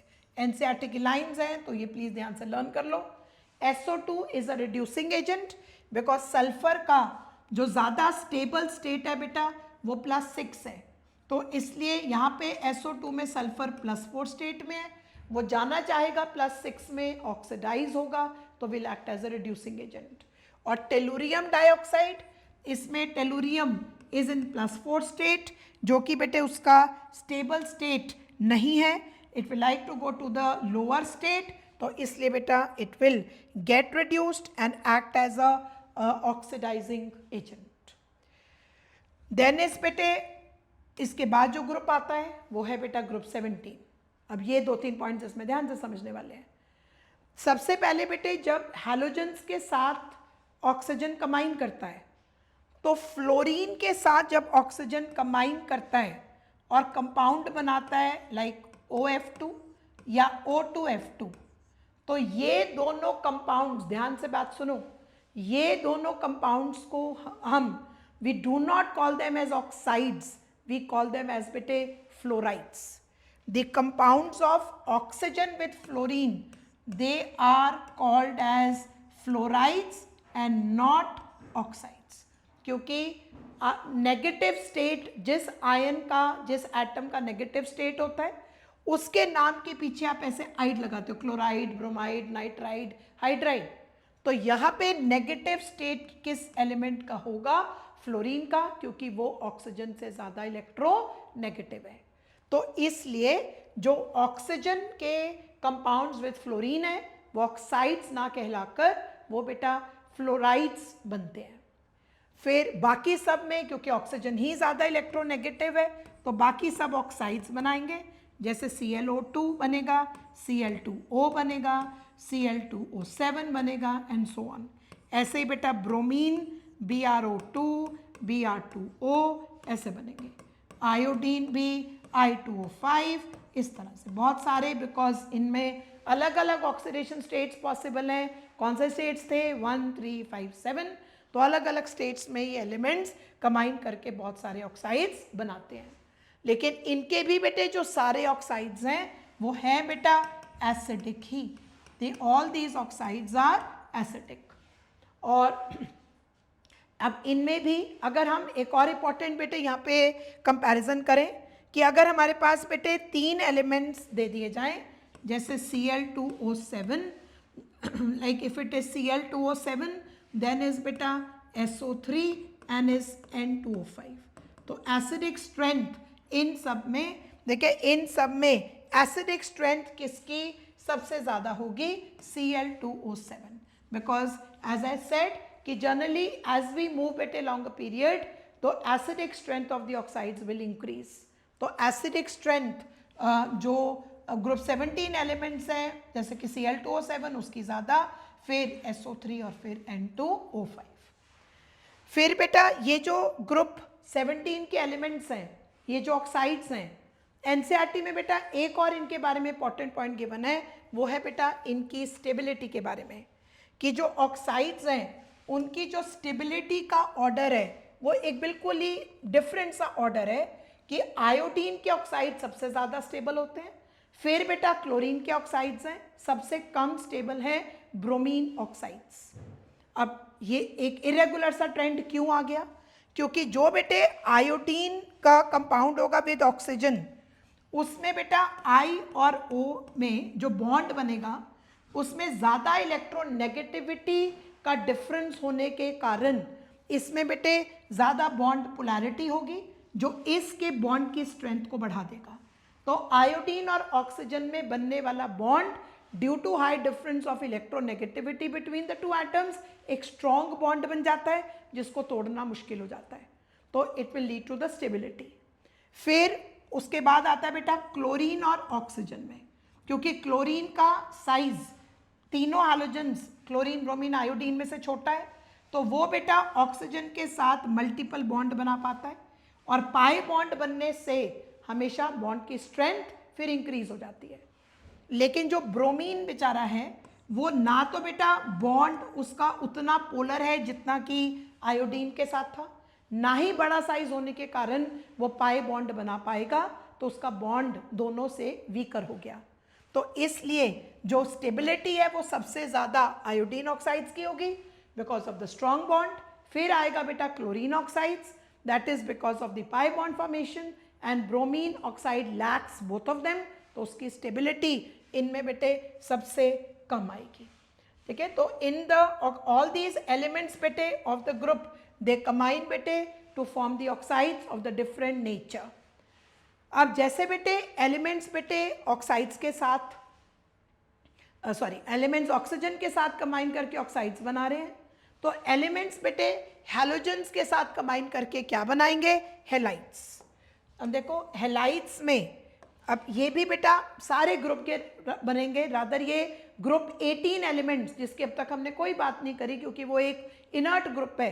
हैलाइड्स ग्रुप 18 में जो जिनॉन है, जो एलिमेंट बेटे जिनॉन है, जो एक कंपैरेटिवली थोड़ा रिएक्टिव नोबल गैस है, उसके भी बनते हैं। ठीक है, और यहाँ पे एक पॉइंट ये भी रिवाइज कर लें, जिनॉन का बेटे जो फर्स्ट कंपाउंड प्रिपेयर हुआ था लेबोरेटरीज में, दैट वाज दिस कंपाउंड। ठीक है, this was the compound by the scientist Bartlett. ठीक है, because xenon is comparatively having the lower ionization energy, तो on the basis of that it could lose electron and form this compound which was the first compound, chemical compound of noble gas to be discovered in the laboratory. Coming back to the other elements, अब जितने बेटे ये halides बनेंगे ये सारे का formula उस group की वैलेंसी के हिसाब से होगा। ग्रुप 3 की कॉमन वैलेंसी थी 3, तो ये बनाएंगे बेटा halides which will be called as tri halides, जिसको मैं इन जनरल EX3 लिख रही हूँ। ग्रुप 14 की वैलेंसी थी बेटे 4, तो ये बनाएंगे टेट्रा हैलाइड्स, बट क्योंकि वैलेंसी 2 भी हो सकती है तो कुछ एलिमेंट्स डाई हैलाइड्स भी बनाएंगे। अब इसमें इसका आंसर करो, डाई हैलाइड्स की स्टेबिलिटी डाउन द ग्रुप क्या होगी, डाई हैलाइड्स की stability down the group increase करेगी, बिकॉज डाई हैलाइड्स बनते हैं +2 स्टेट में और इनर्ट पेयर इफेक्ट के कारण +2 स्टेट की stability down the group will increase. फिर ग्रुप 15 में there would be trihalides as well as there would be pentahalides. Group 16 में 4 तरह के बनेंगे, मोनोहैलाइड्स भी बनेंगे, डाईहैलाइड्स भी बनेंगे, टेट्राहैलाइड्स भी बनेंगे और बेटा हेक्साहैलाइड्स भी बनेंगे। ग्रुप 17 में ये तो खुद ही हैलोजेंस है बेटा, तो ये अब चाहिए खुद हैलोजेंस है बट ये आपस में भी कंबाइन कर जाते हैं बेटा, और they can form the compounds which are बेटे द इंटर हैलोजन कंपाउंड्स। देखिए 2 हैलोजेंस आपस में ही कंबाइन कर जाते हैं और कंपाउंड्स बनाएंगे इंटर हैलोजन, जैसे IF5, IF3, IF5, देखिए then like BrF3, BrCl3 and so on. तो आपस में हैलोजेंस भी कंबाइन करके इंटर हैलोजन कंपाउंड्स बना सकते हैं। और ग्रुप 18 में जैसे मैंने कहा ज़ेनॉल बेटे फ्लोरीन के साथ कंबाइन कर सकता है to form HCF2, HCF4, HCF6। इसमें ज़ेनॉन के ज़्यादा कंपाउंड्स या तो फ्लोरीन के साथ बनते हैं बेटे या ऑक्सीजन के साथ। ठीक है, तो इसलिए कॉमनली ये 3 मैंने लिखे हैं, xenon difluoride, tetrafluoride and hexafluoride. तो ये जो बेटे सारे हैलाइड्स हैं इनमें all the elements they form the halides of the different formulas. अब जो ये बेटा हैलाइड्स हैं उन सब में से talking about the nature of the halides of group 13, एक इंपॉर्टेंट कंसेप्ट नीट के लिए, जिसमें बेटे आपको ये 3 हैलाइड्स गिवन है और उनकी हमें एक लुईस एसिडिक स्ट्रेंथ का ऑर्डर बताना है। अब देखो लुईस एसिडिक स्ट्रेंथ क्या होता है, जो चीज़ इलेक्ट्रॉन गेन कर सके। अब बेटे हैलाइड्स में जो सेंट्रल एटम है उसमें बेटे उसकी वैलेंसी 3 है, तो जैसे मैंने शुरू में बताया कि वो बेटे 3 बॉन्ड बना रहा है, तो लास्ट शेल में एक एम्प्टी ऑर्बिटल अभी भी है उसके पास, तो इसलिए जो सेंट्रल एटम है because that contains an empty orbital, because of that it can gain an electron pair, तो it is a Lewis acid. अब कंपैरिजन यहाँ पर यह है कि कौन सा ज़्यादा अच्छा लुईस एसिड है। तो अब पहले इसका आंसर मार्क करते हैं। सबसे अच्छा लुईस एसिड है बेटा इन तीनों में से BbR3, फिर है बेटा BCl3, फिर है BF3। Strongest Lewis acid BbR3, फिर होगा बेटे BCl3, फिर BF3। ओके, अब इसका ऑर्डर क्या है क्या, और इसका what is the explanation for it. इसमें बेटा एक इन हैलाइड्स में एक इंपॉर्टेंट बेटे हमारे पास कंसेप्ट यूज होता है जिसको बोला जाता है back donation of electrons. Back donation of electrons कैसे क्या होती है? The back donation of the electrons में जो बेटे साइड वाला एटम है, जैसे कि ये फ्लोरीन है, इसका जो एक बेटे ऑर्बिटल है with a pair of electron, वो बोरॉन के एम्प्टी ऑर्बिटल के साथ साइड वाइज ओवरलैपिंग कर जाता है। फ्लोरीन का फिल्ड ऑर्बिटल बोरॉन के एम्प्टी ऑर्बिटल के साथ क्या कर लेगा? Side wise overlapping. ये ध्यान रहे कि एट अ टाइम तीनों फ्लोरीन में से एक ही इलेक्ट्रॉन देगा, क्योंकि बोरॉन के पास तो एक ही ऑर्बिटल है, या ये फ्लोरीन इलेक्ट्रॉन पेयर देगा या एक एक करके बाकी दोनों देंगे। लेकिन फ्लोरीन से बोरॉन की तरफ इलेक्ट्रॉन्स फ्लो कर रहे हैं due to side wise overlap of orbital, और इसको कहलाते हैं बैक डोनेशन। तो जब फ्लोरीन बैक डोनेशन कर रहा है तो बोरॉन का जो ऑर्बिटल है वो तो भर गया इलेक्ट्रॉन से, तो जो बोरॉन की इलेक्ट्रॉन्स के लिए भूख थी वो कम हो गई, तो इसलिए उसकी लुईस एसिडिक स्ट्रेंथ भी कम हो जाती है। तो क्या ये बैक डोनेशन बाकियों में नहीं होती? बाकियों में बेटा इस बैक डोनेशन की टेंडेंसी, ये ओवरलैपिंग कम होती रहती है, क्योंकि साइज बड़ा हो रहा है। बोरॉन के साथ जब क्लोरीन लगेगा तो क्लोरीन का साइज बड़ा है, तो उतनी इफेक्टिव ओवरलैपिंग विद बोरॉन नहीं हो पाएगी, जिसके कारण बोरॉन की तरफ उतनी इलेक्ट्रॉन डेंसिटी नहीं जा पाएगी जितनी BF3 में गई है। तो मतलब फ्लोरीन ने बोरॉन को सबसे ज़्यादा भर दिया विद इलेक्ट्रॉन्स, क्लोरीन ने उससे कम दे पाया क्योंकि उसका साइज बड़ा था, ओवरलैपिंग कम हो गई। BBr3 सबसे कम दे पाया क्योंकि उसका साइज और भी बड़ा था और ओवरलैपिंग और भी लेसर इफेक्टिव हो गई। तो सबसे ज़्यादा डेफिशिएंट कौन सा बोरॉन होगा विद इलेक्ट्रॉन्स? दैट इज बेटा BBr3। तो इसलिए लुईस एसिडिक स्ट्रेंथ सबसे ज़्यादा बेटा BBr3 की होगी, फिर BCl3 और फिर BF3। So all these are the Lewis acids. और ये जो बेटे लुईस एसिड्स हैं, ये बेटा दे कैन ऑल्सो कंबाइन बेटे with the Lewis base and they can form बेटे दी कोऑर्डिनेट बॉन्ड। जैसे अमोनिया में नाइट्रोजन के पास लोन पेयर है, वो B को देकर इस तरह का प्रोडक्ट भी बना सकता है। ये भी NCERT में गिवन है। तो लुईस एसिडिक की they are Lewis acids but strength अलग अलग है, और लुईस एसिड्स हैं तो इसलिए they can combine with the Lewis base forming बेटे द कोऑर्डिनेट बॉन्ड। फिर यहाँ पर बेटा नेक्स्ट चीज पे जाने से पहले एक और चीज मैं ग्रुप 13 के ही एक एलाइड्स के बारे में बात कर लूँ कि जो बेटा एल्यूमिनियम क्लोराइड है, ये एल्यूमिनियम क्लोराइड में भी बैक डोनेशन ऑफ इलेक्ट्रॉन्स नहीं हो पाती, again because of the bigger size of the two atoms. But aluminium तो यहाँ पर भी बेटा इलेक्ट्रॉन डेफिशिएंट ही है। तो अब यहाँ पर एल्यूमिनियम क्लोराइड अपनी स्टेबिलिटी को अचीव करने के लिए क्या करता है बेटा कि एल्यूमिनियम एक डाइमेरिक फॉर्म में एग्जिस्ट कर जाता है। AlCl3 में ये क्लोरीन के पास जो लोन पेयर है वह एल्यूमिनियम के खाली ऑर्बिटल के साथ ओवरलैप करते हुए कोऑर्डिनेट बॉन्ड बना जाता है। तो AlCl3 this is going to exist as Al2,6 और ये जो डाइमेरिक स्ट्रक्चर होगा ये एग्जिस्ट करता है बेटा in the vapour phase and in non-aqueous solvents, in the vapor phase and in the non-aqueous solvents। जब हम इसको बेटे वाटर में डालते हैं, अगर इसको पानी में डाला जाए तो ये डाइमेरिक स्ट्रक्चर बेटा ब्रेक हो जाता है, क्योंकि पानी में डालने से आयंस हाइड्रेट होते हैं बेटा, बहुत ज़्यादा एनर्जी रिलीज होती है जिससे कि ये डाइमेरिक स्ट्रक्चर के बॉन्ड्स टूट जाते हैं। तो AlCl3 एक डाइमर के फॉर्म में एग्जिस्ट करता है, और जो बोरॉन के हैलाइड्स हैं वो बैक डोनेशन ऑफ इलेक्ट्रॉन्स दिखाते हैं। फिर बेटा अब इन सब बाकी के जो हैलाइड्स हैं ऑफ ईच ग्रुप, वो बेटा वाटर के साथ रिएक्ट करते हुए दे शो द प्रोसेस ऑफ बेटा दी हाइड्रोलिसिस। ठीक है। अब हाइड्रोलिसिस में अलग अलग प्रोडक्ट्स बनते हैं और कुछ में हाइड्रोलिसिस हो पाती है, कुछ में नहीं। अब ज़्यादातर बेटे ये जो हाइड्रोलिसिस है इसका होना तब पॉसिबल है अगर हमारा मॉलिक्यूल एक लुईस एसिड की तरह काम करे, क्योंकि वाटर एक लुईस बेस है।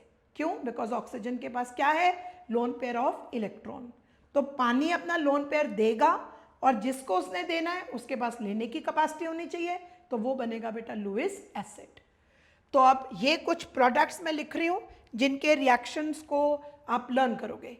BX3 में वाटर डालेंगे तो हमारा प्रोडक्ट H3BO3 प्लस HX। यहाँ पर जो X होगा वो बेटे क्लोराइड है, ब्रोमाइड है और आयोडाइड है। और जैसे बेटे अगर HCl बना, अगर ये BCl3 है और HCl बना तो उसमें HCl के फ्यूम्स भी आ जाएंगे। लेकिन अगर हमारे पास BF3 है तो थोड़ा प्रोडक्ट बेटे अलग बनता है, क्योंकि BF3 में पार्शियल हाइड्रोलिसिस होती है। तो इसमें H3BO3 प्लस HBF4 बनता है, tetrafluoro boric acid and the boric acid. HBF3 that undergoes partial hydrolysis, or BCl3, BBr3, Bi3 they undergo complete hydrolysis. SiCl4 that undergoes again hydrolysis to form silicic acid. PCl3 that reacts with water to form phosphorus acid plus HCl. Then SF4 it reacts to form SO2 plus HF. And also if it was PCl5 with water, so it will give H3PO4 plus HCl. Okay, तो in all these reactions one thing analyze कि जो element है बेटे जिसमें hydrolysis से पहले जो element का ऑक्सीडेशन स्टेट है उतना ही ऑक्सीडेशन स्टेट उस एलिमेंट का आएगा इन द प्रोडक्ट ऑल्सो। जैसे बेटे अगर हम PCl3 की बात करें, इधर P का स्टेट है +3 और इधर भी P का ऑक्सीडेशन स्टेट है +3। ठीक है, तो ज़्यादातर हाइड्रोलिसिस में जो ऑक्सीडेशन स्टेट्स होती हैं बेटा दे रिमेन दी सेम। ठीक है, बट जो बेटे ये कंपाउंड है जिनॉन डाइफ्लोराइड विद वाटर, ठीक है, अब इसके अंदर बेटे जो हमारा प्रोडक्ट है वो xenon plus HF plus oxygen. अब इसमें ऑक्सीडेशन स्टेट्स बेटा चेंज हो गई है। दिस इज अ रिएक्शन जिसमें ऑक्सीडेशन स्टेट चेंज हुई है, तो this is a redox reaction. All hydrolysis are not redox but this is a redox reaction. Xenon tetrafluoride, it is XCO3 plus xenon plus HF। तो इसमें भी xenon का state +4 से +6 में भी गया और लोअर स्टेट में भी गया। तो this is a reaction of disproportionation. This is disproportionation. और xenon हेक्साफ्लोराइड, इसमें बेटा ऑक्सीडेशन स्टेट सेम ही रहती है। अगर कंप्लीट हाइड्रोलिसिस है तो xenon ट्राइऑक्साइड प्लस बेटे इसमें what will be formed is HF। देखिए, और तो xenon डाइफ्लोराइड में हाइड्रोलिसिस से रिडॉक्स रिएक्शन, xenon टेट्राफ्लोराइड में there would be the process of disproportionation, xenon hexafluoride में the oxidation state remains the same, it is not a redox reaction. अब in xenon hexafluoride ये compounds भी बनते हैं बेटा by partial hydrolysis. Complete hydrolysis है तो xenon ट्राइऑक्साइड, पार्शियल हाइड्रोलिसिस है तो xenon ट्राइऑक्साइड। और ये जो बेटे लास्ट में दो कंपाउंड्स यहाँ लिखे हैं SF6 plus water and CCl4, these do not undergo hydrolysis. ठीक है, अब SF6 में क्यों हाइड्रोलिसिस नहीं होती? SF6 में नहीं होती बेटा, दिस इज ड्यू टू, ठीक है, ड्यू टू स्टेरिक हिंड्रेंस। मतलब फ्लोरीन ने सल्फर को इतना सराउंड किया हुआ है कि बीच में वाटर को सल्फर के ऊपर अटैक करने की कोई जगह नहीं मिलती। तो SF6 में due to steric hindrance there is no hydrolysis. CCl4 में there is no hydrolysis due to the absence of the empty orbitals. Carbon के पास कोई खाली ऑर्बिटल ही नहीं है, जिसकी वजह से वो लुईस एसिड का काम नहीं करेगा, तो इसलिए उसमें हाइड्रोलिसिस नहीं होगी. Sometimes may be on passing water in the form of steam reaction हो जाए, but normally CCl4 will not show any hydrolysis. तो दो हैलाइड्स हैं जिनमें हाइड्रोलिसिस नहीं होगी. बाकियों में product same with same oxidation state बनेंगे. जिनॉन में रिडॉक्स भी होता है, डिस्प्रपोर्शनेशन भी होगा, एज वेल एज बेटा the state can remain the same. Okay, so in the अब आप so the nature of the halides के बाद अनदर बेटे लास्ट केमिकल प्रॉपर्टी जो पी ब्लॉक में फिर एग्जाम्स में बहुत पूछी जाती है, वो है बेटा हाइड्राइड्स के बारे में. अब हाइड्राइड्स कॉमनली 3 ग्रुप एलिमेंट्स के सबसे इंपॉर्टेंट है, ग्रुप 15 के, 16 के और 17 के. ग्रुप 15 में बनते हैं अमोनिया, फॉस्फीन, आर्सीन, स्टीबीन एंड बिस्म्यूथीन. फिर से नाम लेंगे, अमोनिया, फॉस्फीन, आर्सीन, स्टीबीन एंड बिस्म्यूथीन. अब इन्हीं की अगर हम बाकियों के नाम लें, 16 में water, H2S, hydrogen sulphide, selenide, hydrogen telluride, polonide, फिर HF, HCl, HBr and HI. अब ये तीनों की प्रॉपर्टीज को बेटा इकट्ठा पढ़ें तो काम बहुत आसान हो जाएगा. इन तीनों में जैसे आप ग्रुप में नीचे की तरफ जाते हो तो इन सब की जो बॉन्ड स्ट्रेंथ है, बॉन्ड स्ट्रेंथ डिक्रीज करती है, क्योंकि साइज बढ़ रहा है तो difference of the size between hydrogen and the other atom increases, तो बॉन्ड वीकर हो रहा है.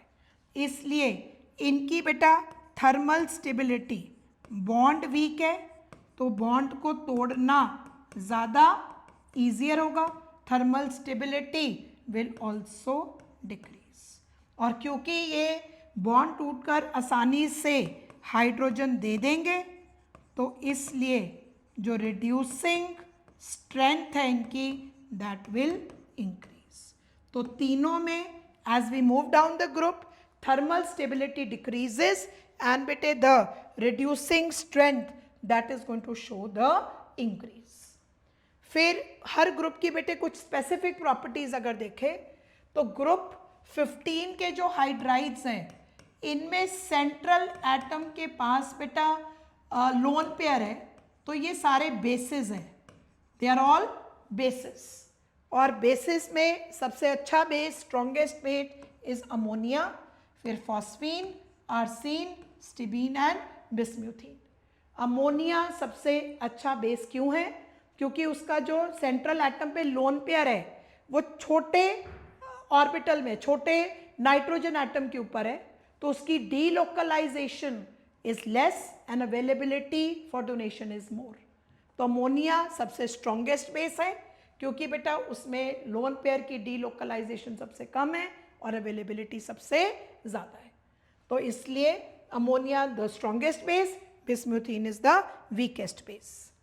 फिर इन्हीं में बेटा इन ग्रुप 15 इन हाइड्राइड्स में if we talk about the hydrides का जो melting point, first if I talk about the boiling point, first boiling point में in the order of the boiling point सबसे ज़्यादा जो बॉइलिंग पॉइंट है बेटा वो बिस्म्यूथीन का है, क्योंकि अमोनिया के बीच में मॉलिक्यूल्स जो बनेंगे उनके बीच में वीक हाइड्रोजन बॉन्ड्स होंगे और बाकी सबके बीच में वॉन डर वाल फोर्सेस जिनकी स्ट्रेंथ डाउन द ग्रुप बढ़ती जाएगी.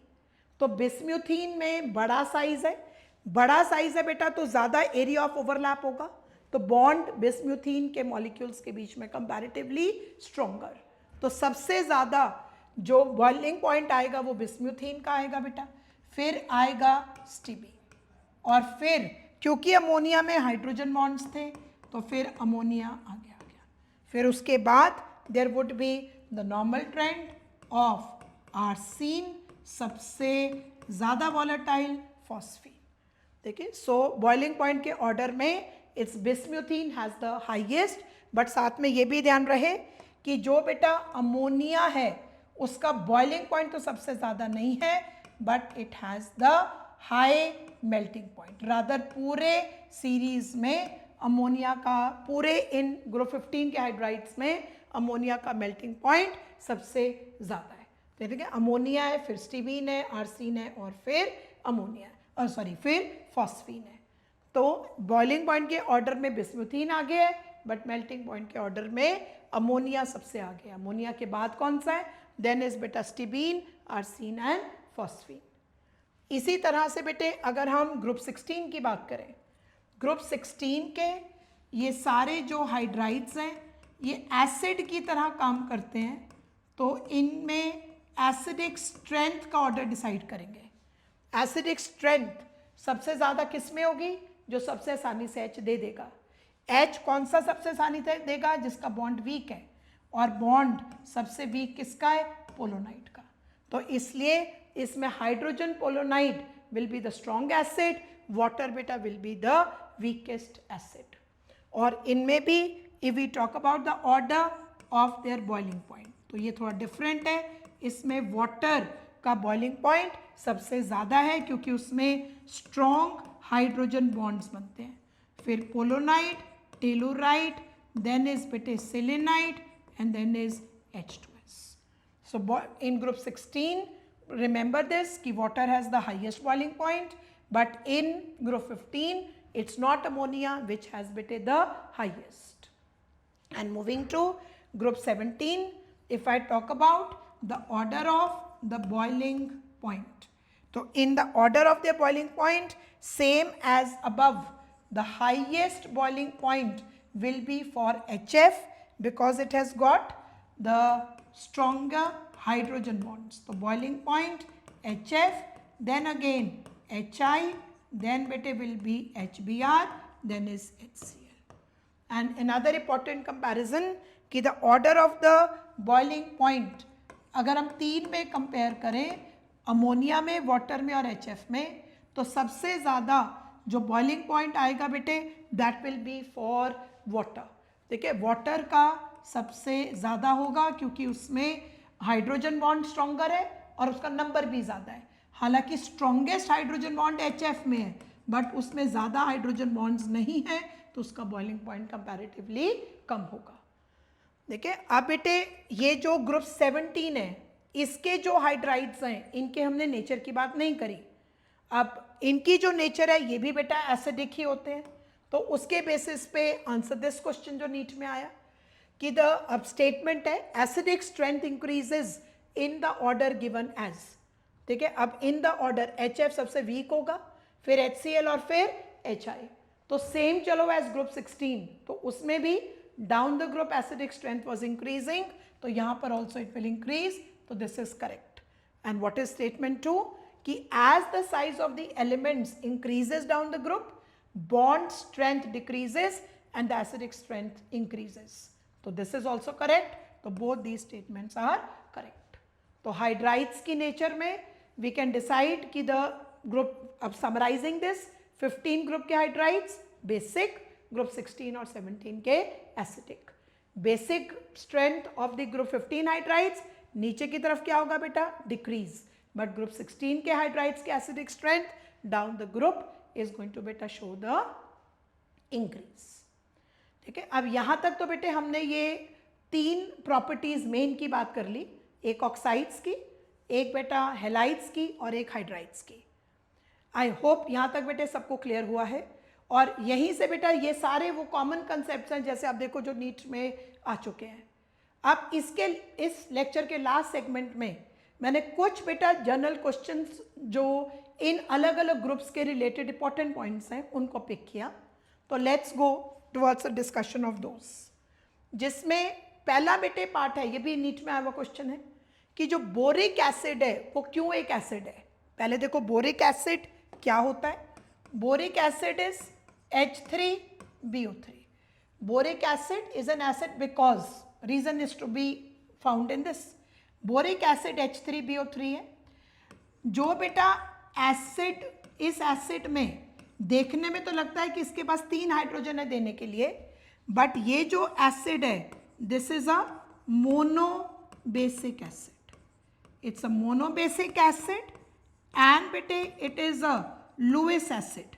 ये प्रोटोनिक एसिड नहीं है ये अपना H नहीं देता, बट ये मोनोबेसिक है और लुइस है। कैसे? ऑर्थोबोरिक एसिड को वाटर में डालें तो बोरॉन, हम शुरू से इस लेक्चर में बार बार बोलते आए हैं कि बोरॉन के जो कंपाउंड्स हैं वो बेटा एक लुइस एसिड की तरह काम करते हैं, क्योंकि बोरॉन के लास्ट शेल में एक एम्प्टी ऑर्बिटल है।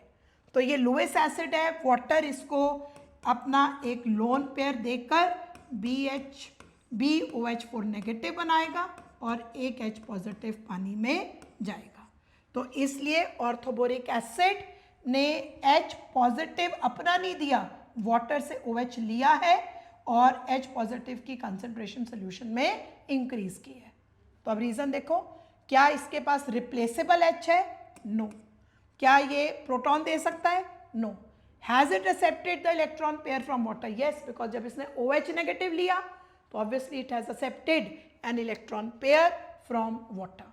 तो therefore important point for orthoboric acid कि ये मोनोबेसिक एसिड है, लुइस एसिड है, ठीक है, बट ये एक प्रोटोनिक एसिड नहीं है क्योंकि ये अपने H वाटर में नहीं देता।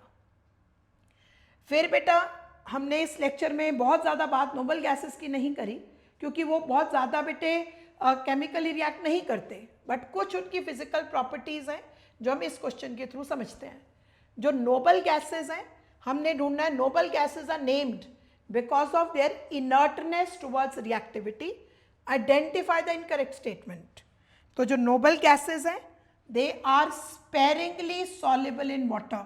देखिए करेक्ट है ये, this is a correct statement. Noble gases कोई पोलर नहीं होते, पानी के साथ हाइड्रोजन बॉन्ड नहीं बनाएंगे, तो ये पानी में ज़्यादा नहीं घुलते। इनके मेल्टिंग और बॉइलिंग पॉइंट्स बहुत हाई होते हैं, they have very high melting and boiling points. गलत, क्योंकि इनके एटम्स के बीच में जो बॉन्ड है that is a weak that is weak van der Waals forces.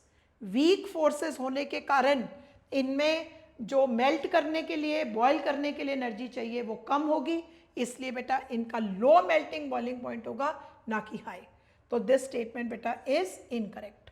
Week dispersion forces है, करेक्ट, जैसे मैंने भी समझाया, और they have large value of positive electron gain enthalpy.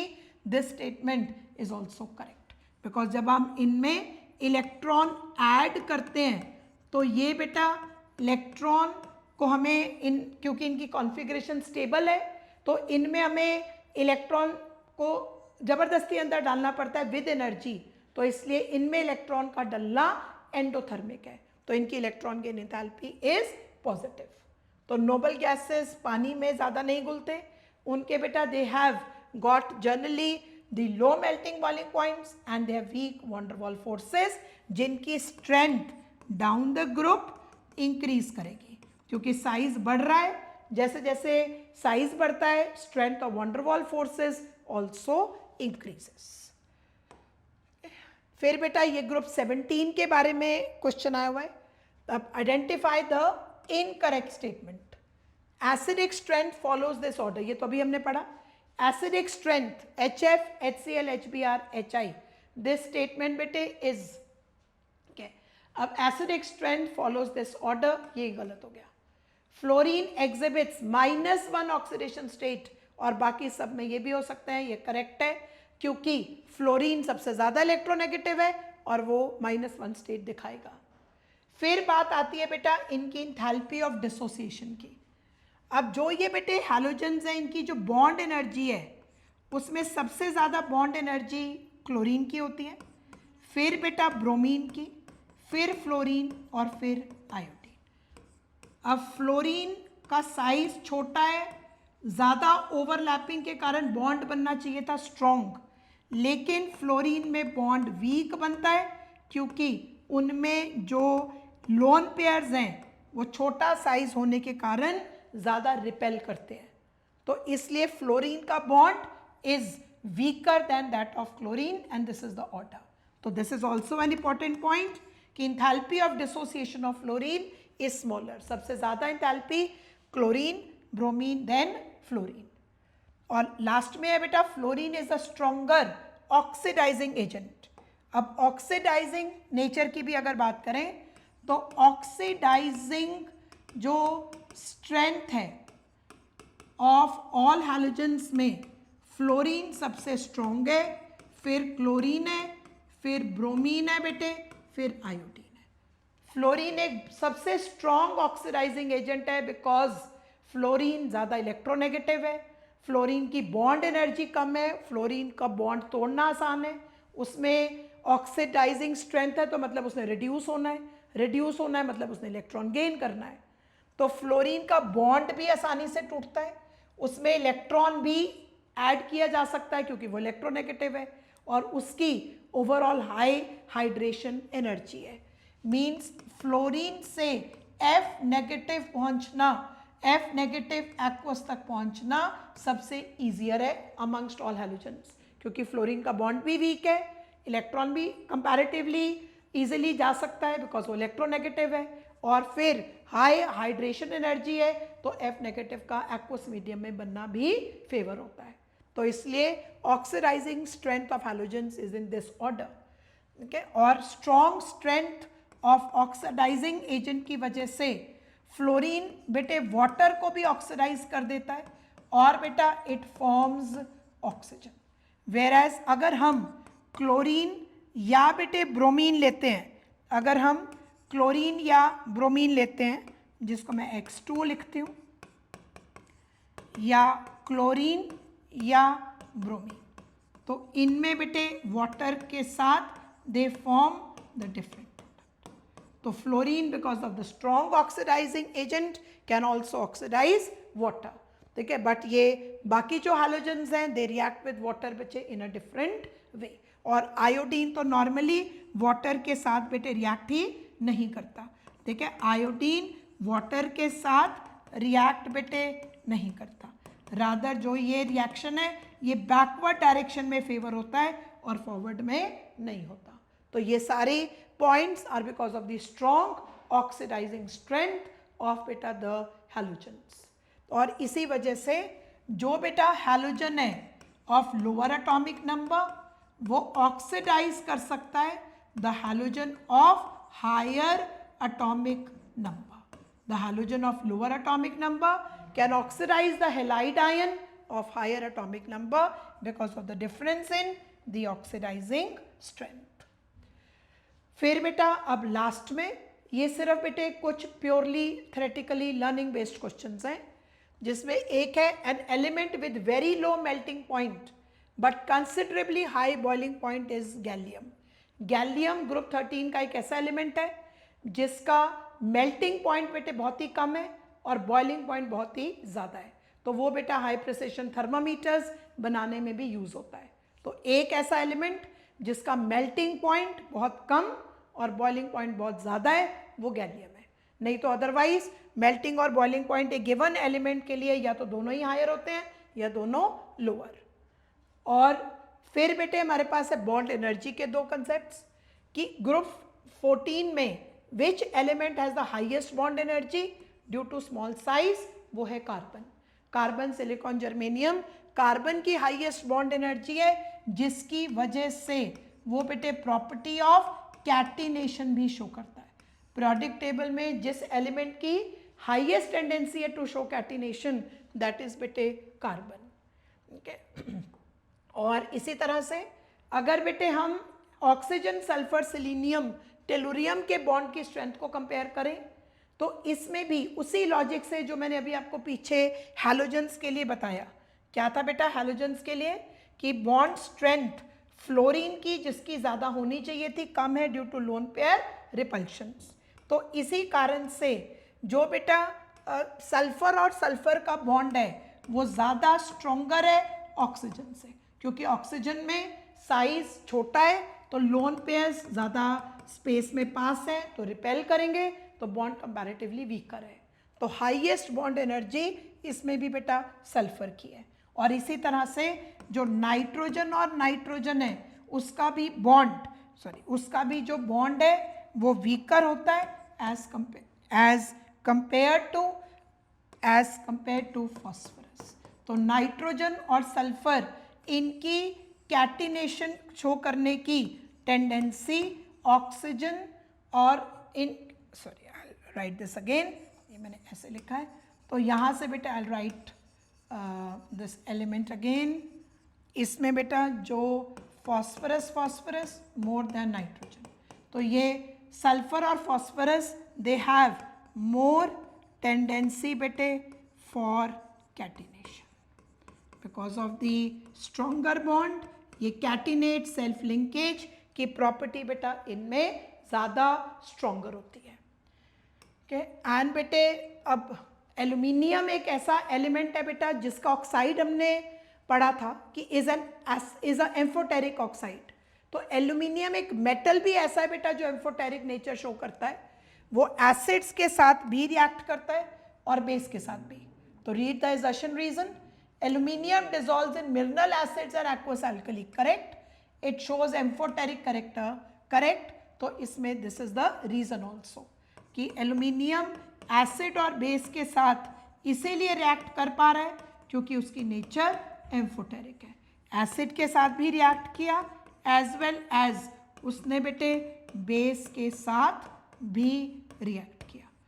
देखिए अब aluminium with NaOH it forms sodium metaaluminate with sodium metaaluminate and hydrogen. और अगर इसमें एक्सेस में NaOH लें तो it forms NaAlOH4 plus hydrogen. Okay,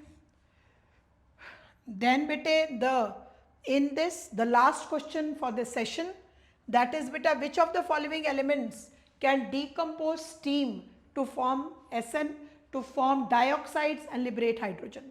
ये बेटे ग्रुप 14 का जो एलिमेंट्स हैं वो नॉर्मली बेटे वाटर के साथ रिएक्ट नहीं करते, बट सिर्फ जो एलिमेंट रिएक्ट करता है वो टिन है। It reacts with water in the form of steam to form SnO2 and liberate hydrogen। So group 14 elements, they do not normally react with water. The only element which reacts is beta that is tin, forming tin dioxide and liberates hydrogen। Okay, so these were beta the questions that we have been selected and the concepts of P block to be done for this session। तो I hope बेटे आपको ये सारे concepts clear हो गए और आपको इन concept से बेटे बहुत सारे नीट के क्वेश्चंस को PYQ को भी और जो आने वाला एग्जाम है उसमें भी इन क्वेश्चंस को करने में हेल्प मिलेगी। ठीक है, so all the best to everybody and my blessings and best wishes.